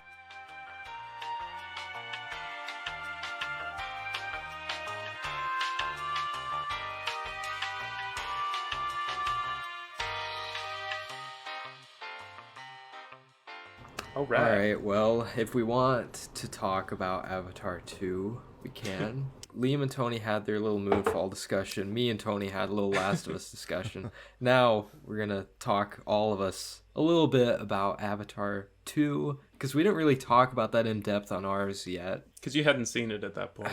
Oh, when we were catching up on our movies, had I not seen it? Yeah, no, you said you were going to see it the next day. Oh, yeah. So, yeah, we didn't really talk about it. But I know that you and I are kind of on the same page. Honestly, I think all of us are on the same page. What did you think, Tony? Well, I know I got a lot of shit when I put up my review from Letterboxd from 2 years ago, and which I gave, I think it was 2.5 stars to the first Avatar. That's the same score I gave it on rewatch. Yeah. And because I did an event, like a movie event, and I reviewed it, and I did like it when I first watched it in the theater. I thought it was amazing. Everybody, you're caught up with the special effects and the 3D and all that shit. But then I kept thinking, wow, what is this? This is just a ripoff of Dances with Wolves and Fern Gully and The Last Samurai, all into this. It's very formulaic. Yeah. Mm-hmm. And because you're amazed, you get trapped by the visuals, and then you're forgetting that you're just given this generic story that you've heard so many times. Yeah. So there's absolutely nothing new about the story. no, and then they have, what's the guy's name? Stephen Lang. I just don't like him. He's the best part of both. Oh, you like it? I don't like. He's the best part of both movies. I love him. He just plays that stereotypical cartoonish villain that it just doesn't. Oh, I love it. Yeah. I mean, yeah. But I went into the second movie open-minded because people thought, oh, you're just gonna hate on it since you don't like the first one. At least the second one had a better story, and I was blown away by the visuals. I watched it in 3D IMAX, and I go, how the fuck did they do this? Like, once they get underwater, you're like, oh my goodness, like this is absolutely insane, the visuals. And if this movie doesn't win Best Visuals Academy Award, then what the hell is the point? It absolutely will. It has to. But again, it's going to, yeah. Again, I got lost with that. I think I gave it like a 7.8 or something. But when I watch it again in my house, without the IMAX, without the 3D, it'll probably go down. That's the Christopher Nolan effect, I think. Yeah. It'll probably go down to like a 7. The only difference is Christopher Nolan has actually interesting concepts. So, he does, he has other stuff to elevate his amazing visuals too. He definitely does, yeah. So, but I feel like his movies are really, elevated in theaters. It's like you have to see him on the big screen. You just have to. But yeah, and then watching them like on rewatches after that, it's like it brings you back to that experience anyway. So you're like, at least I had that first experience. But with like The Way of Water, it's like I cannot see it holding up at all. Like later down the track. No, it's definitely gonna go down when I rewatch it for sure. But again, it's the villain. It's not gonna hold up because like it felt lazy. I don't even know why I gave it such a high score. Maybe I was just on a high of watching this movie. You come off of the movie and you're like, wow, that was amazing looking, and then you really think about it. And I mean, I'm not going to change my score. My scores stay the same with both two movies. They're both 3 stars for me. I think they're okay, but yeah, you're right. Story way down here, visuals way up here. So like they kind of meet the score meets in the middle. But I just wish it was both good story and visuals. But that's not what I'm getting. That's sort of like how I felt when I was leaving the theater for like The Rise of Skywalker, actually, because I was just like, I liked the look of that movie and I was like enjoying it. I was like, this is cool, bombastic, crazy fun and stuff. And then as I was walking out, I'm like, that story was fucking dumb. Right. Exactly. Like, and even though that movie at this point, Rise of Skywalker, is almost a guilty pleasure for me because I have that rated like I have it rated like a 3.5 out of 5. So like I realize it's technically not good, but you're right. So much stimulation is thrown at you every second. You never even have it. You're constantly entranced by the fucking craziness that you think you're enjoying what you're watching, but then you walk away really thinking about the story and like what happened, and you're like, yeah, not much happened, and that wasn't really like thought out very well. But I mean, I think I'll like I've actually written the review out properly now that I'm gonna put out eventually, but I'll spoil it right now. I've given The Way of Water a 4 out of 10. I do not think, like, I think it's worse than the first Avatar just because I think that the first Avatar actually had interesting qualities about it, whereas The Way of Water, it's like, it's 3 fucking hours long and it's like nothing that interesting happens. It's got like sort of basically like a recycled villain, even though I like him and he's like, I think he's goofy and over the top and that's fun, but like, it's like there's nothing unique about it in that way. It's like it's just coming off the first and it's like nothing has changed. And it's such a silly way to reintroduce him, like because they didn't even introduce that in the first movie, the fact that like he had we have to get into almost spoilers at this point. Pretty much. So spoilers for Avatar 2 The Way of Water. But yeah, like the fact that they reintroduced him, like in the first movie there was no like backstory given to this, like he's backing up his memory into the Avatar body, and all we get in Avatar 2 is like a throwaway scene of like, we're backing up our bodies into these Avatar 2 bodies, but we're not gonna die, so it doesn't matter. But then he did die, and now he's coming as the fucking blue person. It's just like the worst crime is those silly throwaway lines that the villains always say. They were so horrible. Like you hear the people in the back, yeah,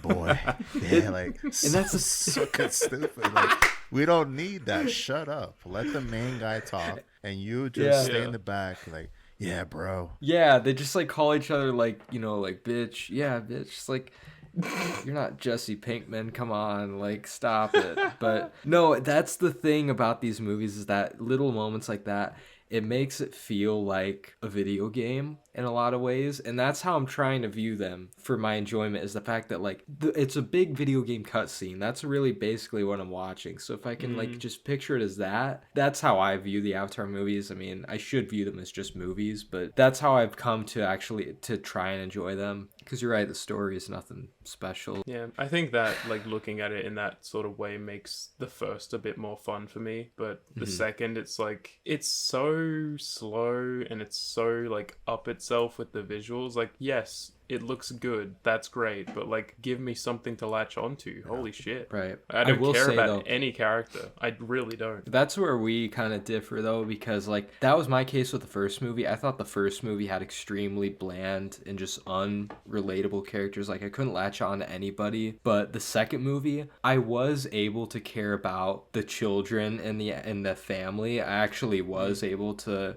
like, they were likable enough for me, even though that gives it somewhat of an identity, this movie. Like it's not just a rehash of the first. Like they've evolved in a lot of ways. So I did like some of the children. I thought they were likable, but other than that, the story itself, nothing else really was interesting to me. Yeah, the third act is the same as the first because you get the military. Yeah. And I think if you wanted to make a good movie and a good villain, we don't need the military again. We need to have other avatars from this world be villains. Yeah. Which I think that's what they're going to do with the Fire Nation in part 3. Like, they're... It's they're doing like 5 more of these, aren't they?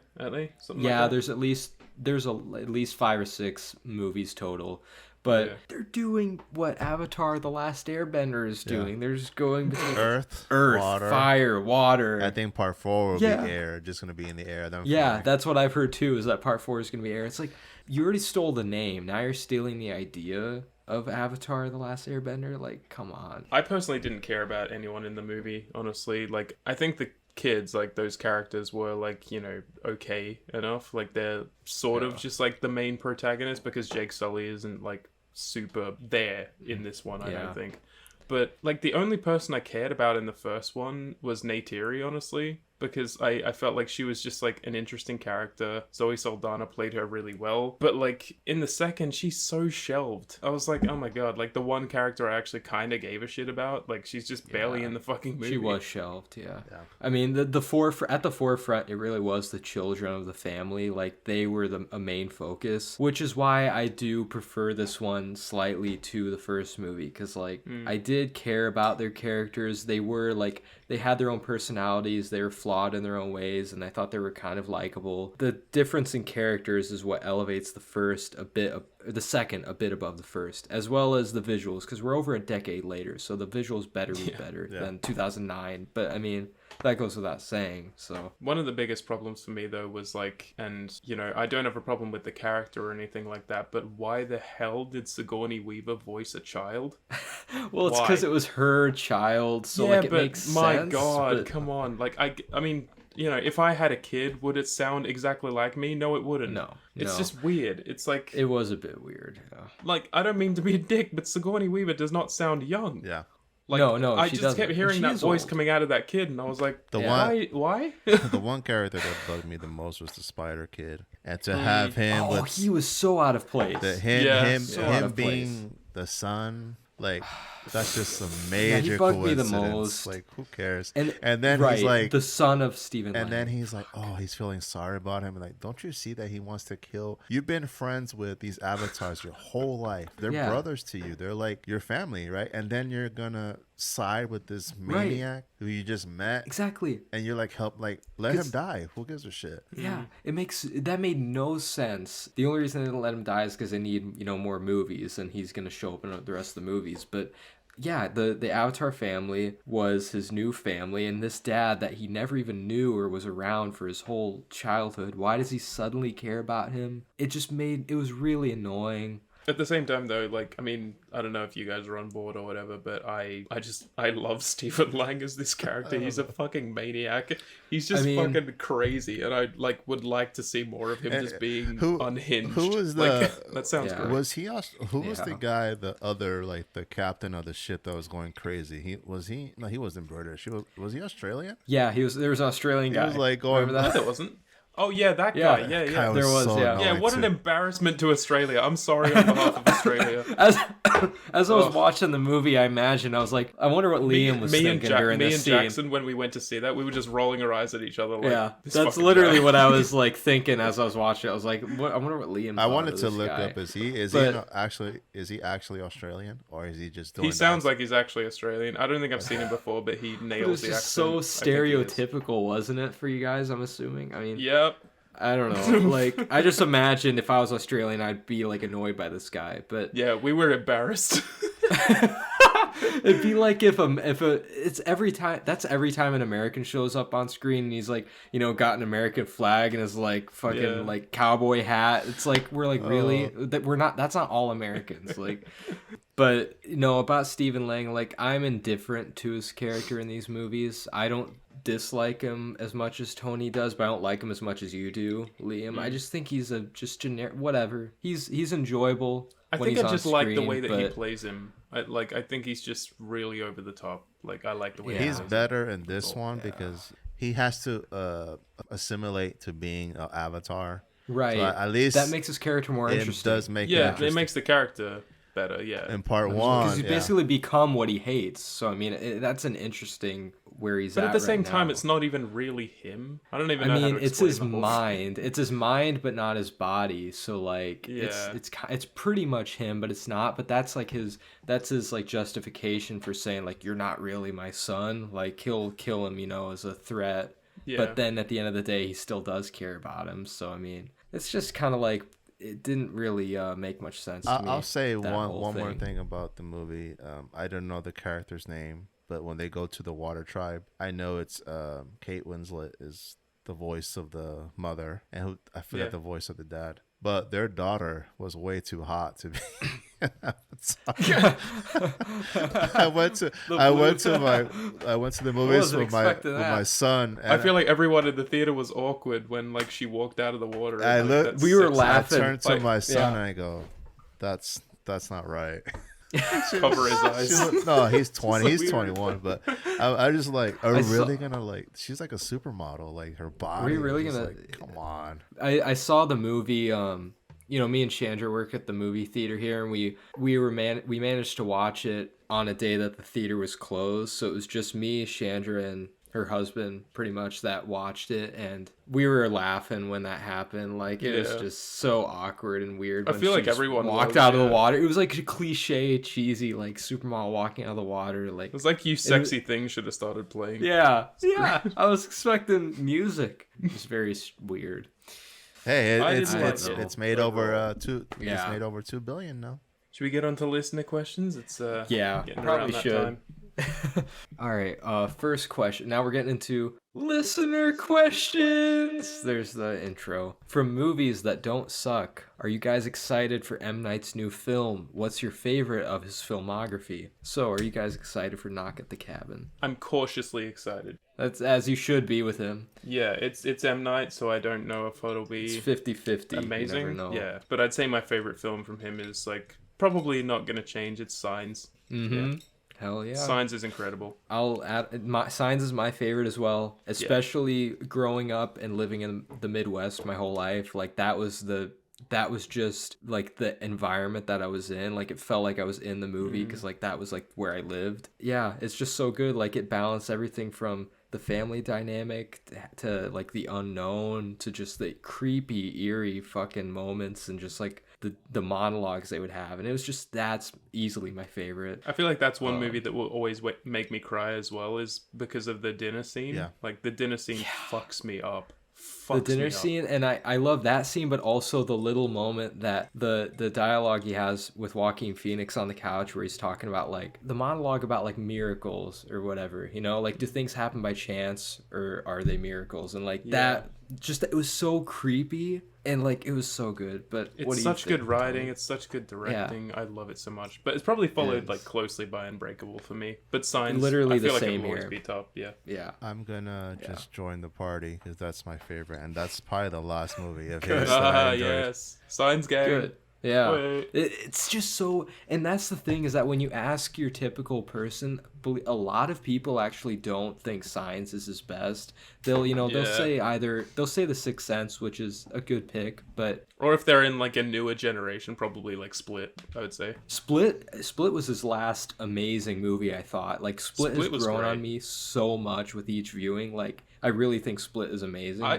loved Split on first viewing. I was like, oh my god. And like when Spoilers for Split. like the fucking Bruce Willis comes in at the end, like in the theater, I was just oh like, god. no fucking way. Like, Dude, holy shit. that was like a full-on like Marvel moment in a it was night crazy. movie. It was like you know. And then that Glass was cool. happened. Yeah. Oh god. It's crazy Jeez, because that's- he started off with such a bang, his first three. Yeah. And you're like, this guy is going to be one of exactly. the greatest of all time. And then we get to, I don't even want to talk about Avatar, but Signs, I it's haven't probably seen the it. last movie It's that I bad. really enjoyed of his. And that's what, 22 years ago? 21 years ago. Yeah. I love Yeah. that Sixth Sense works back then. I don't know if Sixth Sense comes out now, if it would have the same impact.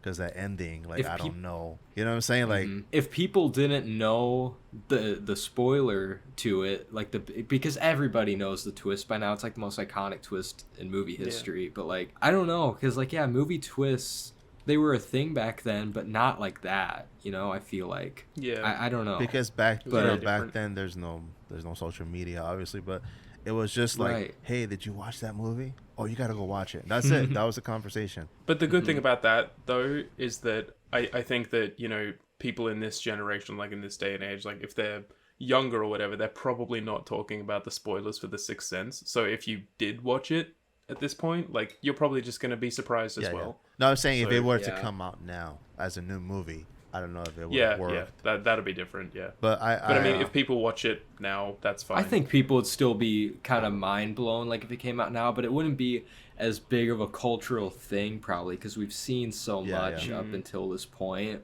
But no, I agree that was like those first three movies, pretty much masterpieces back to back, honestly.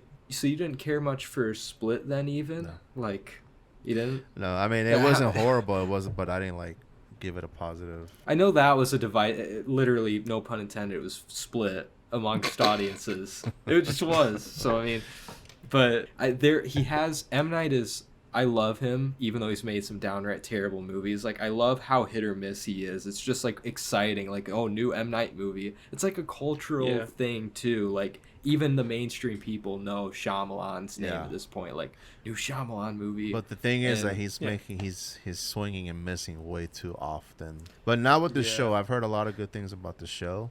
So I'm not going to say nothing about I need to start Servant, Oh, God. Don't even get me started. I mean, you guys have been seeing that. I've been rewatching it. And that's the thing is that I think he's producing and, like, I'm sure he has a hand in writing, but he's not directing, like, every episode or anything. But he does have, like, a cameo, of course. And, like, it's... I'm telling you, Servant is, like, some of the best, most underrated television I've seen, at least the first season. It's just so good. But I can't wait to watch it. Anyway. I don't know why it's taken me so long, but it's literally worth the Apple TV subscription just for that show. Like, it really is. Crazy that Apple TV, like, when it first came out, like, Apple TV, that's BS. Now it has some of the best shows on TV. I need to watch Severance. I need to, but love Ted Lasso. Love the Slow Horses that just came out. Slow Horses, I really got to watch that because that's got Jack Lowden, and I really like Jack Lowden. You're gonna love Gary Oldman, obviously. Gary Oldman is so good. But about Signs, that one scene with Joaquin Phoenix, he's watching the birthday party in Brazil. That always makes me laugh. It's the best. His reaction. It makes you laugh, but like it's probably the creepiest scene in the movie. The way it's set up, like, and then he's just looking at. He's in the closet. You just feel like you're with this like family, like experiencing it in their shoes, because that's why I think Signs is like a 100 times better alien movie than like Independence Day or anything like that, is because it's so contained and it's like, you feel like you're a part of this family in this house, learning about it as it's going on, not seeing the world coming to an end. You don't know what's happening outside of that house. Like the other the other creepy scene is when they're in the crops and all you see is the foot. Just the foot. You see like the green foot. Step out of the crops. Yeah. And then also like the little shot, like Mel Gibson's talking to the son or the daughter on the bed, and then he just looks out the window and you just see just a quick shot of the silhouette standing on the rooftop, and then just with that noise, and it's like that's it. It's like holy. But see how the movie works when they only show them a handful of times. Mm-hmm. Like you see, it's incredibly eerie. It knows like when to use that stuff and when not to. Yeah. Shyamalan, I forget his character's name. He traps him in his store, and you just see like the shadow under the. And you know what's the best part about that? There's no music. Yeah, it's just eerie, silent. That's one of my favorite things in like No Country for Old Men as well. Like no music, just like and it's like pretty much like the exact same scene, like when Javier Bardem like comes to that hotel and you just see like the boots under the door and stuff, and then like he's like standing on the other like side of the door with a shotgun and he's just like shitting himself. He's like, oh my god. Yeah. It's just like suspense. Sometimes I love suspense like that, you know. Yeah, sometimes you don't need music to build suspense, because like often music, like they'll insert it to like tell you like you should be feeling scared if I'm putting the suspenseful music, but you don't need the music if you're already feeling scared, so it just works even better. So yeah, it's just God. When M. Night hits, he really hits. He's great. He really does. His highs are really high, but his lows are really low. So and I don't even know like how to feel about old anymore. It's just like it's like Moonfall to me. It's so dumb. Exactly. But I love it. It's a guilty pleasure. Like one of the characters' names is literally, what is it again? Fucking mid-sized sedan. One of the rapper's name is mid-sized sedan. And it's like sedan. This is so goofy. I remember seeing old in theaters, and it was just, and I saw it alone in like a theater by myself watching an M. Night Shyamalan movie, and I was like so happy that I realized it wasn't good, but I didn't care. Yeah. I was like, this is crazy. This is awesome. The one thing about Signs is that when you watch it again, the actual alien design is not the best, but the movie's so good you don't give a shit about that. You're like, okay, whatever. I'm not gonna nitpick. I'm not gonna drop my rating because it doesn't look amazing, and because you have the other side of the coin is that you have amazing visuals and shitty writing and dialogue. And there's a way to like look at it for the time it came out as well. You know? Yeah. Like it's not 2002. If it came out now, it probably would have been different visually, but it might not have been as impactful. If it came out now, they would have had like a even bigger action scene with the fucking alien at the end in broad daylight, like, and it just would have been goofy. But in this, like, just simple, swing away, Merle, and just like with the bat and the water, and like it was just so fucking good, and like. Yeah, so I am even though I'm down with M. Night, every time I watch that trailer, I do get excited. I'm excited to see Bautista in this movie. Yeah, I'm excited to see him and Rupert Grint. Yeah. Rupert Grint, like, give me more. Dude, I love Rupert Grint. Liam, which is another reason why you need to watch Servant, because he's he's a great part of Servant. He's hilarious. It's not just a Harry Potter thing. It's like I love Rupert Grint in general. I think he's a great dude and a great actor. Yeah. So and I can't wait to see Servant and Knock at the Cabin. Yeah, yeah, me too. I can't wait to see it. All right, moving on. This one is from my mom. Hey, Mom. Yeah, hi, Mom. At Follow Francie on Instagram. She asked which I think we've probably talked about this before, but not with Tony, obviously. But if you were to direct a movie, what genre of movie would you do, and who would you want as your cast or your lead? Just your lead. Yeah. I'll do a sci-fi, and I'll have Daniel Day-Lewis. Sci-fi. I don't think he's done a sci-fi movie, has he? No. Wow. I'm just gonna say it again because it still hasn't changed. I still haven't seen a single Daniel Day-Lewis movie. What?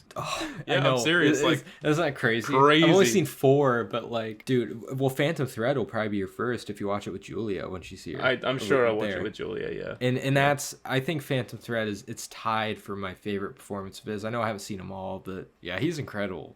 I believe you. I'm sure he's a great actor. It's just like it's so crazy that I haven't seen anything by him, and I still haven't seen a single David Lynch movie either. I'm still trying. Oh my god! I'm still trying to process the Daniel Day-Lewis. I know. I'm sorry. I know. Believe me, dude. Like, once you watch There Will Be Blood, you'll view movies differently from then on. That was my experience. Like, after I watched There Will Be Blood, I realized I'm never gonna see another movie of that quality again. Genre, I would do a psychological horror. I don't want to just cast like one of my favorite actors. It has to fit the movie, but I would do a psychological horror with Willem Dafoe. I'm not saying it'd be The Lighthouse, but like similar. It's my favorite genre and my favorite actor at the moment. Like, I would. Well, his new movie coming up is that. Oh yeah, with the Yorgos Lanthimos. Inside, like he's trapped. He's coming out with a new movie. Willem Dafoe. Yeah. Oh, what? I didn't hear about that. Yeah, with Willem Dafoe. Mm-hmm. Oh my god! Because wasn't the original title of the movie just called And? Check out the trailer. It's a weird ass title. It's a terrible name. It is a terrible name. Like, people were making fun, like saying it's like he's trying to be Jordan Peele, like with and nope us, like shit like that. But no, I think they changed the name. I would say, well, I mean, if you had to pick like another actor to go along with them, like their supporting actor or actress. I don't know, Dom Hall Gleason. I don't know. I have to say, you always pronounce that name wrong. What is it pronounced? It's like Donal or Donald. Brandon Gleason's son. I'll call him that. Mr. Gleason. Gleason Jr. Gleason Jr. Yeah, Gleason Jr. I would probably say I'd make like I'd like to try and figure out some sort of weird like sci-fi psychological drama. That sounds weird, but like some sort of weird movie like that. Kind of like Blade Runner. Maybe something like that, but it's like I have like an idea in my head, but I don't want to go into depth or anything. Yeah, that with like maybe Mads Mikkelsen and like Rebecca Hall. Because they're pretty much my favorite too. That'd be cool. Thanks, Mom, for the question. Yeah, thanks, Mom. Well, this is a somewhat similar question. Not really, I guess, but like from moving ___ pictures, she sent us a few questions. So if you could make a biopic on someone, who would it be? I feel like, I mean, it's going to happen at some point inevitably, but like if I was able to make one and really do it properly, and I doubt it will be done properly, but Michael Jackson, I would like to be I'm doing surprised. that. How's that not happened yet? I'm extremely surprised it hasn't happened yet, but like I would like to do it justice, but I feel like it won't be done justice. It'll be like cheesy as hell. I just don't know if you could find the right person to cast. That's the issue. You can't replace Michael. And then you know what a lot of people can't right now? Probably like The Weeknd. No. Fucking hell. No, you can't do that though, because you have to hire. You'd have to. Everyone thinks that he has the same voice though. Right, that's what I think. No, I don't think that's so. From what I've listened to so far. The only issue with that movie is that you'd have to have her hire a black actor and then a white actor. Exactly. Yeah, you really could just do whiteface. if you want. Oh, that'd just be so goofy. I mean, yeah, I don't it's know. a hard movie to pull off. Probably. I feel like it's an impossible movie, and like, because he was such a one of a kind, like, person. Like, I feel like people probably won't even touch it, you know? yeah, it's too big of a name to try and do justice. Like, It's not just that, like, it'll either come out and it'll happen and it'll be cheesy, and I don't know, but like, if they don't do it that way, they're gonna do it the other way, where it's like, this dude's a pedo. oh god, which they've already done documentaries on that, haven't they? Yeah, but what was like, that eventually called? it's gonna be a biopic where they go all in, you know? Maybe. Yeah, I don't know. I just know they did that one documentary, which I didn't watch. It's an but, HBO.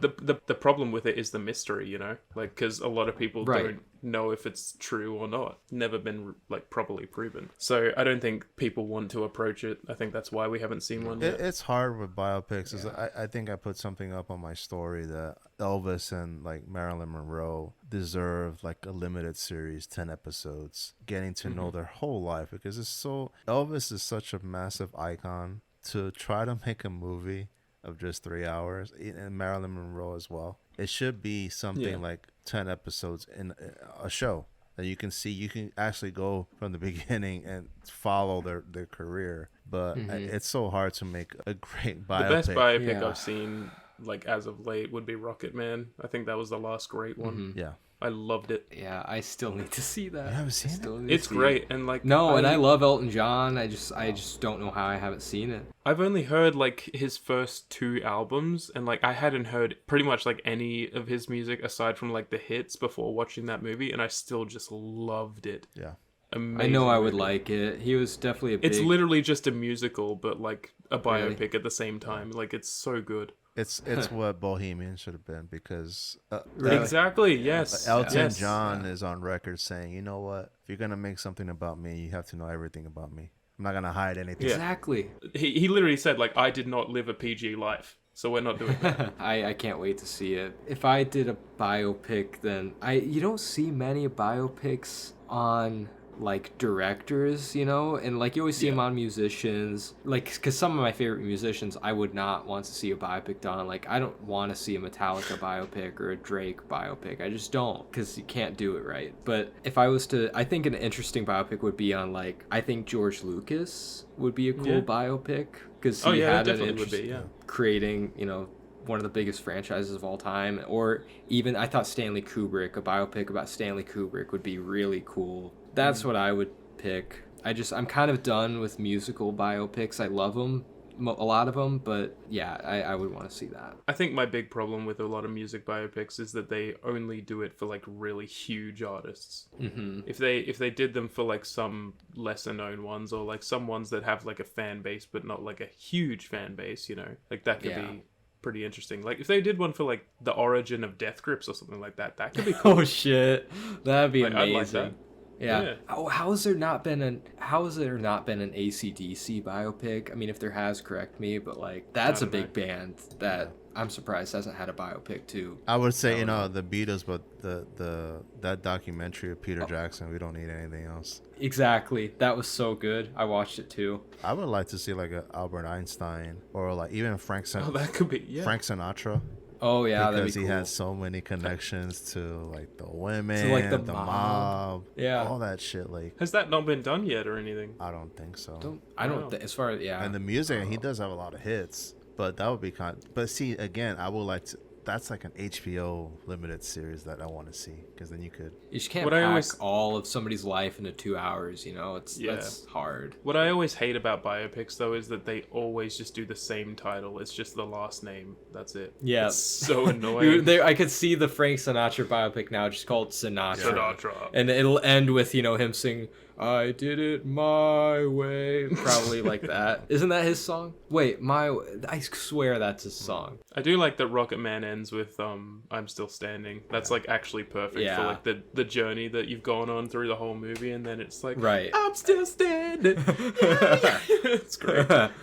You need to end it with their biggest song. I mean, that was just, it's meant, you know, you just have to do that. Yeah. All right. Well, next question, I'll just continue with Julia's questions. What is the most beautiful and effective use of music in a film you've seen so far? Oh boy. Gosh. Oh, just bring out the fucking heavy hitters, the big questions. I needed some advance notice with this question. I know, I needed advance notice too. And to be honest, look, Liam, you might have to. Yeah, we're gonna have to start a new recording. We're gonna have to start another one. So like, before that happens, quick intermission. Think about the answer. My bladder is overactive. I'll be right back.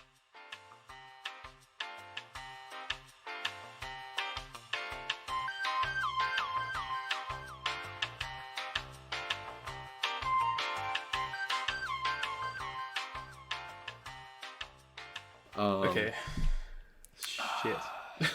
I have to say, and I'm not even saying this because it's pretty much my favorite movie of all time, but the soundtrack and use of music in Taxi Driver really just like it adds on to why it is my favorite movie, because it really puts you in the shoes of the main character, makes you feel what he's feeling, and it's just the most like beautiful like saxophone, just like late night music fucking ever, and it's just works so well. But does she mean like a song that was, just a normal song not made for the movie? I mean, all she says is what is the most beautiful and effective use of music in a film you've seen so far. So it could be either, really. Fair enough, yeah. I have one. I have one because it's one that I think about. It's John Williams' score in Schindler's List, and it's that one piece of the violin that pops up. And I think it's his greatest score. But that when I hear it, it's so beautiful, but also so heartbreaking and emotional, because you know what's behind it. You see in the scenery, and that's when you see all the killing of the Jews in the ghetto, and they're using this music. It just affects me in a way like I can't. Yeah. Every time I see that, and I think that I hear that, and even like they did a special AFI for him. And they played it live. Like he's in the crowd, and they have one of the best violinists in the world playing that one riff. Like everybody in the crowd is just like crying. Like what it means in the movie, I think it's one of the best. That's also heartbreaking though. Yeah, I need to rewatch that. It's been so long. I'm sure I would notice what music you're talking about. Still haven't seen it. It's the one riff with the violin that you'll know what I'm talking about because it's so fucking beautiful. But it's also like heart-wrenching when you see the visuals that's accompanying. Yeah. I'm looking at like my favorite movies list, and I'm just like, now I'm remembering so many. Like I don't know what to. I know. I mean, there's a ton that like I'm probably not thinking of, but I'd say definitely one of them is like, I mean, it's not like a hugely emotional one for me or anything, but I think it's just a really good use of music is that opening like club scene in Victoria. I really love the song in that. I think that was great. It's so good. That was really good. And also, the song "Lighthouse" by Future Islands was used in Titan when they're all having like that dance sequence in the fire station. Like that was just absolutely beautiful, and like the slow motion going to it's incredible. I love it. Yeah. There's one piece of use of music from 2022 that fucking hit me so hard, and that's the ending of After Sun and the use of Under Pressure by Quinn and David Bowie. I still need to see that. Yeah. I still need to see it. It's fucking shit. I'm never gonna be able to listen to that song again without thinking about the movie. I can't wait to see it, because this feels like the first time since like Parasite that everybody's on board saying like this movie is basically a fucking masterpiece. Like I really can't wait to see it. I mean, I don't know if it's to that level, obviously, but like, I mean, I hear it's good. In terms of like 2022 ones, like recently, like literally the most recent movie that I watched was Triangle of Sadness, and there's like the credits song in that. It's a song called Maria, We've Lost Dancing. It's like this really banging like club type song, but it works so well with like the movie, and like it leads into the credits so well, and I haven't stopped listening to it. It's a great song. That's always like, that happens to me so often. That's what happened to me so often recently, that like I'll watch a movie and there's a certain popular song from the movie that I've heard before but never would have bothered listening to, but within where it comes in the movie, all of a sudden you just have it on repeat, Yeah. And that was me with have either of you seen Chungking Express by Wong Kar-wai? Yeah, you probably know what song I'm talking about, Tony. they play California, what is it, California Lovin', like 100 times in the movie. It's literally, it just doesn't stop. And I've been listening to that song on repeat. That was just, it's such good use of that song. It's just one other example from recently that I can think of. But again, like not a emotional one or anything, but one that's like, you know, a classic for a good reason is Hip to Be Square, of course, you know. oh, of course. Yeah, I mean, So if we're talking like popular song use, yeah, for sure. It's iconic at this point. You haven't seen Zodiac yet, have you, Quinn? No, I have. I've seen it a couple times. Yeah? Oh, yeah. I for some reason I thought you hadn't. Maybe I'm thinking of someone else. Yeah, Hurdy Gurdy Man in that pretty much opens and closes with that song, and it's fantastic. I love it. I'd have to rewatch it, I'm not gonna lie. I mean, it's been a while, but I have seen that movie at least twice. Well, now, favorite car crash. Or not car crash, car chase. Shit. Jesus. Fuck, I don't know. I mean, mine's pretty easy at this point.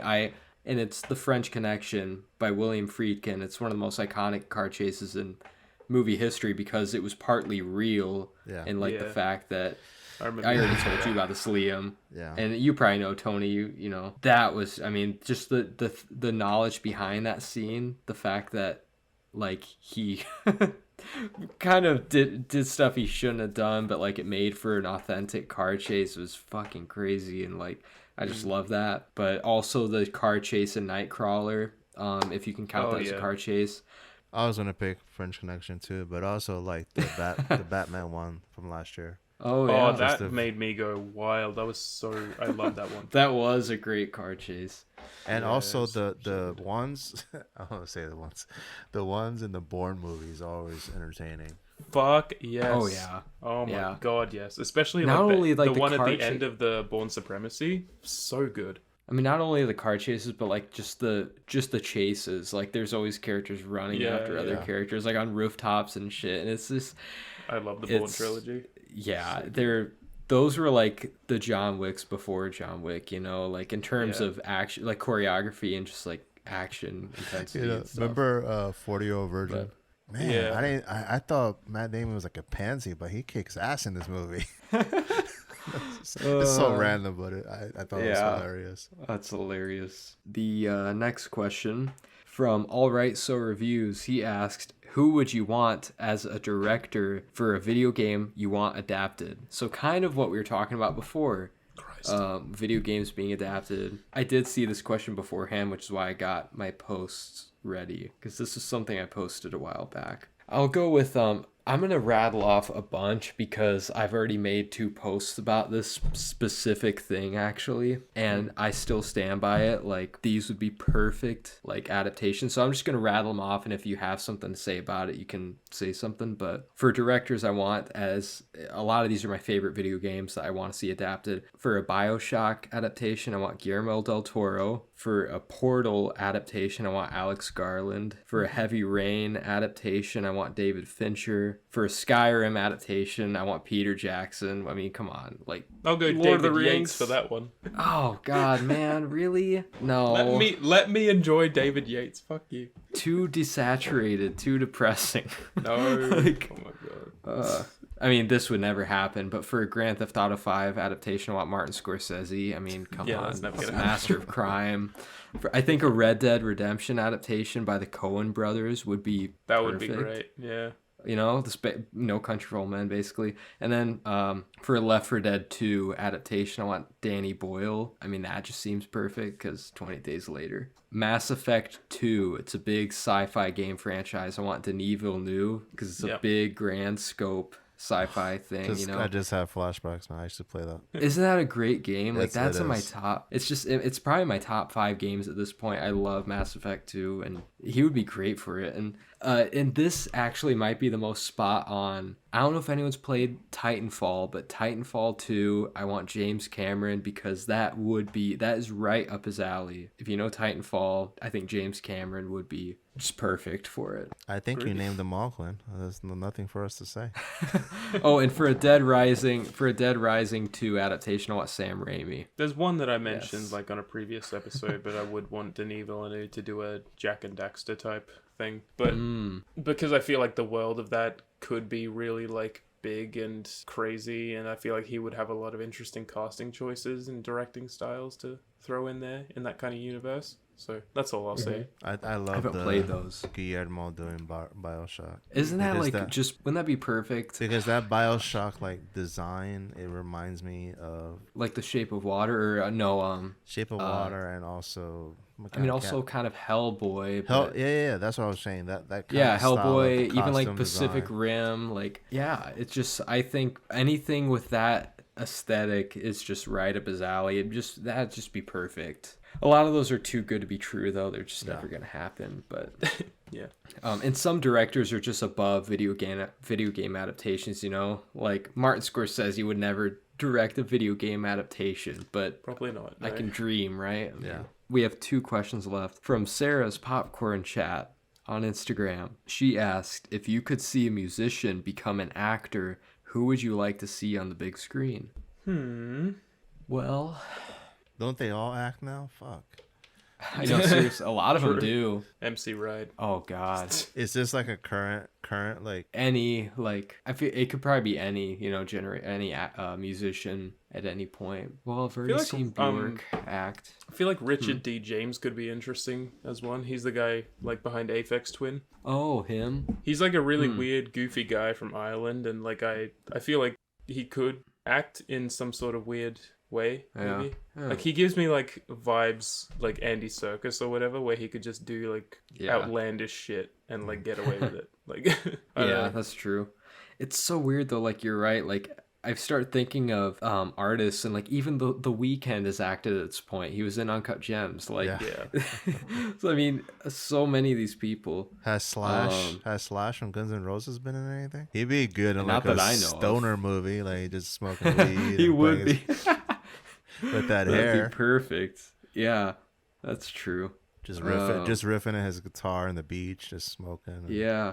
Hey man. I can't even think of what he looks like without his sunglasses, you know? You always see him with his sunglasses on. It's an obscure one, but I'll say Lias Saldi. He's like this guy from a band called Fat White Family, and I think he's like a really crazy, like eccentric kind of guy. He's just really weird, but I feel like he could act really well if he tried. Probably wouldn't though. I'm just scrolling through my artists on Spotify, and like none of them I'd really want to see in a movie. Like I couldn't imagine it. James Hetfield, I don't know, that's who I would pick. The lead singer of Metallica. He just has such a presence and such like a distinct, strong face and presence that he could be cool in a movie. All right, well, the last question I got, I figured I'd save this one for last because it seems like a good one to end on. From Film Forager, Chandra asked, can you all discuss any 2023 plans for all of your podcasts? So like, you know, goals for the podcast this year for all of us, because I mean, we all have a podcast here. We do. Just keep enjoying it. Just keep doing it. Just to, you know, have fun. And I don't think I have like concrete plans. We just sort of we go don't have with the vibe. Yeah, we Go don't with have the flow. plans. We just, you know, just keep going, keep doing it. I mean, we're ever evolving, I guess. I'm just excited to keep doing more like video, more artwork, all that stuff. That sounds Exactly, like fun. yeah. That's the 2 big changes that happened for sure that are good. I definitely need to get on a better like schedule with editing and all that stuff, but that's like, you know, just all technical shit. Other than that, like I'm always happy with whatever we talk about. We always have a good time. So Yeah. I think for me and mine, and then this new one I'm gonna do is try to reach out for people. Like we know we all have this tight knit community that we're in, but try to reach out to like invite other guests on just to get to know them. Try to spread out, and you know, try to do more interviews. I did an interview with this young director. He's actually the William Atticus Parker, and I had fun. I heard, that. I saw that. Yeah. I'm trying to do more of that. I was a little nervous doing that. I was like, "Oh, this is an actual interview with." I know, God. Both That'd be parents are like that'd be super nerve-wracking. famous, and but yeah, it's also having fun, and also trying to expand and see where it goes. There's no rush. I mean, we just started. It's not like, oh my god, we should be famous. Right. It takes time. It takes a lot of time. And Yeah, just keep doing it just to do it and enjoy it, and then always As long as hope I'm it enjoying turns it, into I'm something. okay. But yeah, and similar, I guess, to what you said, Tony. Like, I mean, you have at this point interviewed as somebody of like, you know, a big name, you know, at least in terms of other podcasts, but like that'd be something cool for us to do this year at least, like because we had that one actress that we were going to talk to. Don't spoil from well I mean, okay, I won't say who, but there was an actress. I'm still in conversation with her. We might be getting that like soon if you would like to. I mean, yeah, like I love the movie that she was in, so like I would definitely like to. I'm sure we can mention it to you, Tony, after the podcast. You know, we're not keeping it a secret to everybody, but it's not, you know, I'm looking forward to that if that does happen. It'll be just exciting. like seeing, you know, who we can bring on and like what different stuff we can do and all that. So yeah, it'll be I think fun. it just goes to show, like, if you really just are keen to do that kind of stuff and you ask, you know, it could happen. Because like I just randomly asked, like I think I was literally drunk when I asked her, but I was but she said yes, and I was like, all right, fuck yeah, let's go. Yeah, it's just cool. It's crazy to think, like I said, it's been a year now, our yearly anniversary, and like, who would have thought that we would have had the opportunity to even talk to somebody that we would have seen in that movie? Like, it would have, it's just crazy. So it is crazy. Yeah, I'm excited. We'll all just keep working at it, and I'm sure we'll all, who knows what the future will hold for all of us. So yeah, 2023. Anyway, that was the last question, so it's about that time. It's definitely about that time. Holy shit, it'll be a chunky episode for you to, as you say, that's edit. All right. It'll be our longest in a while probably, but it'll still be really entertaining. So yeah, I actually had like a lot of fun. No, it was a good episode for sure. Great episode. Yeah. It's always fun to be a guest and not have to worry about editing. Sorry. Well, not have to worry about editing or like organizing, like, okay, let's talk about this now, like, you know, that's why it was fun going on your podcast. Like, I'm just along for the ride, like, you know, just sit back, like, oh, okay, we're talking about this now. I'll come on yours, Tony, and like, I'll say the same thing to you. Have fun editing. Like, it's the worst part. It really is the worst part, but I mean, like we talked about, the end product is always worth it. You just gotta like find the time to, you know, just take time for yourself, but also that. But once you get there, it's all worth it. All right, well, before we close the episode, we have to thank our few patrons like that are still with us. Thank you so much to my girl Kath.reviews. Thank you. You have to stay Patreon forever. I mean, you know, because if you un-Patreon, you just can't do that to me. So I shouldn't. That'd be messed up. That's breakup material right there. That's yeah. Even though it's only $3 a month. All right, I'll stop giving you shit. I'm kidding. Give her shit on every episode. That's the thing, is that she'll ask me. She'll be like, "I'm sorry that like I didn't donate as much as other people." I'm like, I'm kidding. I'm not actually We're just mad. joking, Kat. But yeah. And then also, of course, Julia. Moving ___ pictures. Thank you so much. I love you. Can't wait to see you in Feb. There you go. Yeah, exactly. Thank you, Julia. To Sarah's Popcorn Chat. Sarah, thank you so much. Our first guest on the podcast. Like, thank you so much for You'll always be a landmark. Sticking with us. Thank you for sticking with us and helping support us. It means a lot. Thanks, Sarah. And, of course, Film Our Door. You did it again? Fuck no! How did you do it again? Edit that out. Poor Our Amy. Door Film. I'm not editing that out. You deserve this. Amy, I swear, I don't know why I get those two parts of your name mixed up. Man, poor Amy. Our Door Film. I love you, Amy. I'm sorry. Like, you're awesome, but I don't know why I keep messing up your name. I really don't know why. Thank you, Amy. I've had enough to drink, so that's true. Why. But that's the excuse. It really is at this point. But Our Door Film. Thank you so much. I'm not sure if it's 2 underscores or 3. I'm sorry, but Luna _ Pearl. Thank you very much for donating. That's my mother. Thanks, Mom. Appreciate it. You didn't have to do that, but thank you. It's so nice. We appreciate all you patrons. It's really nice of you guys to actually support us like that. Thanks a bunch. Thank you. Let's we can start with our guest, Tony. For where can they find you on the social medias and all that? On the social medias? Yeah. Yes, you and your podcast. For IG, just search on _reviews.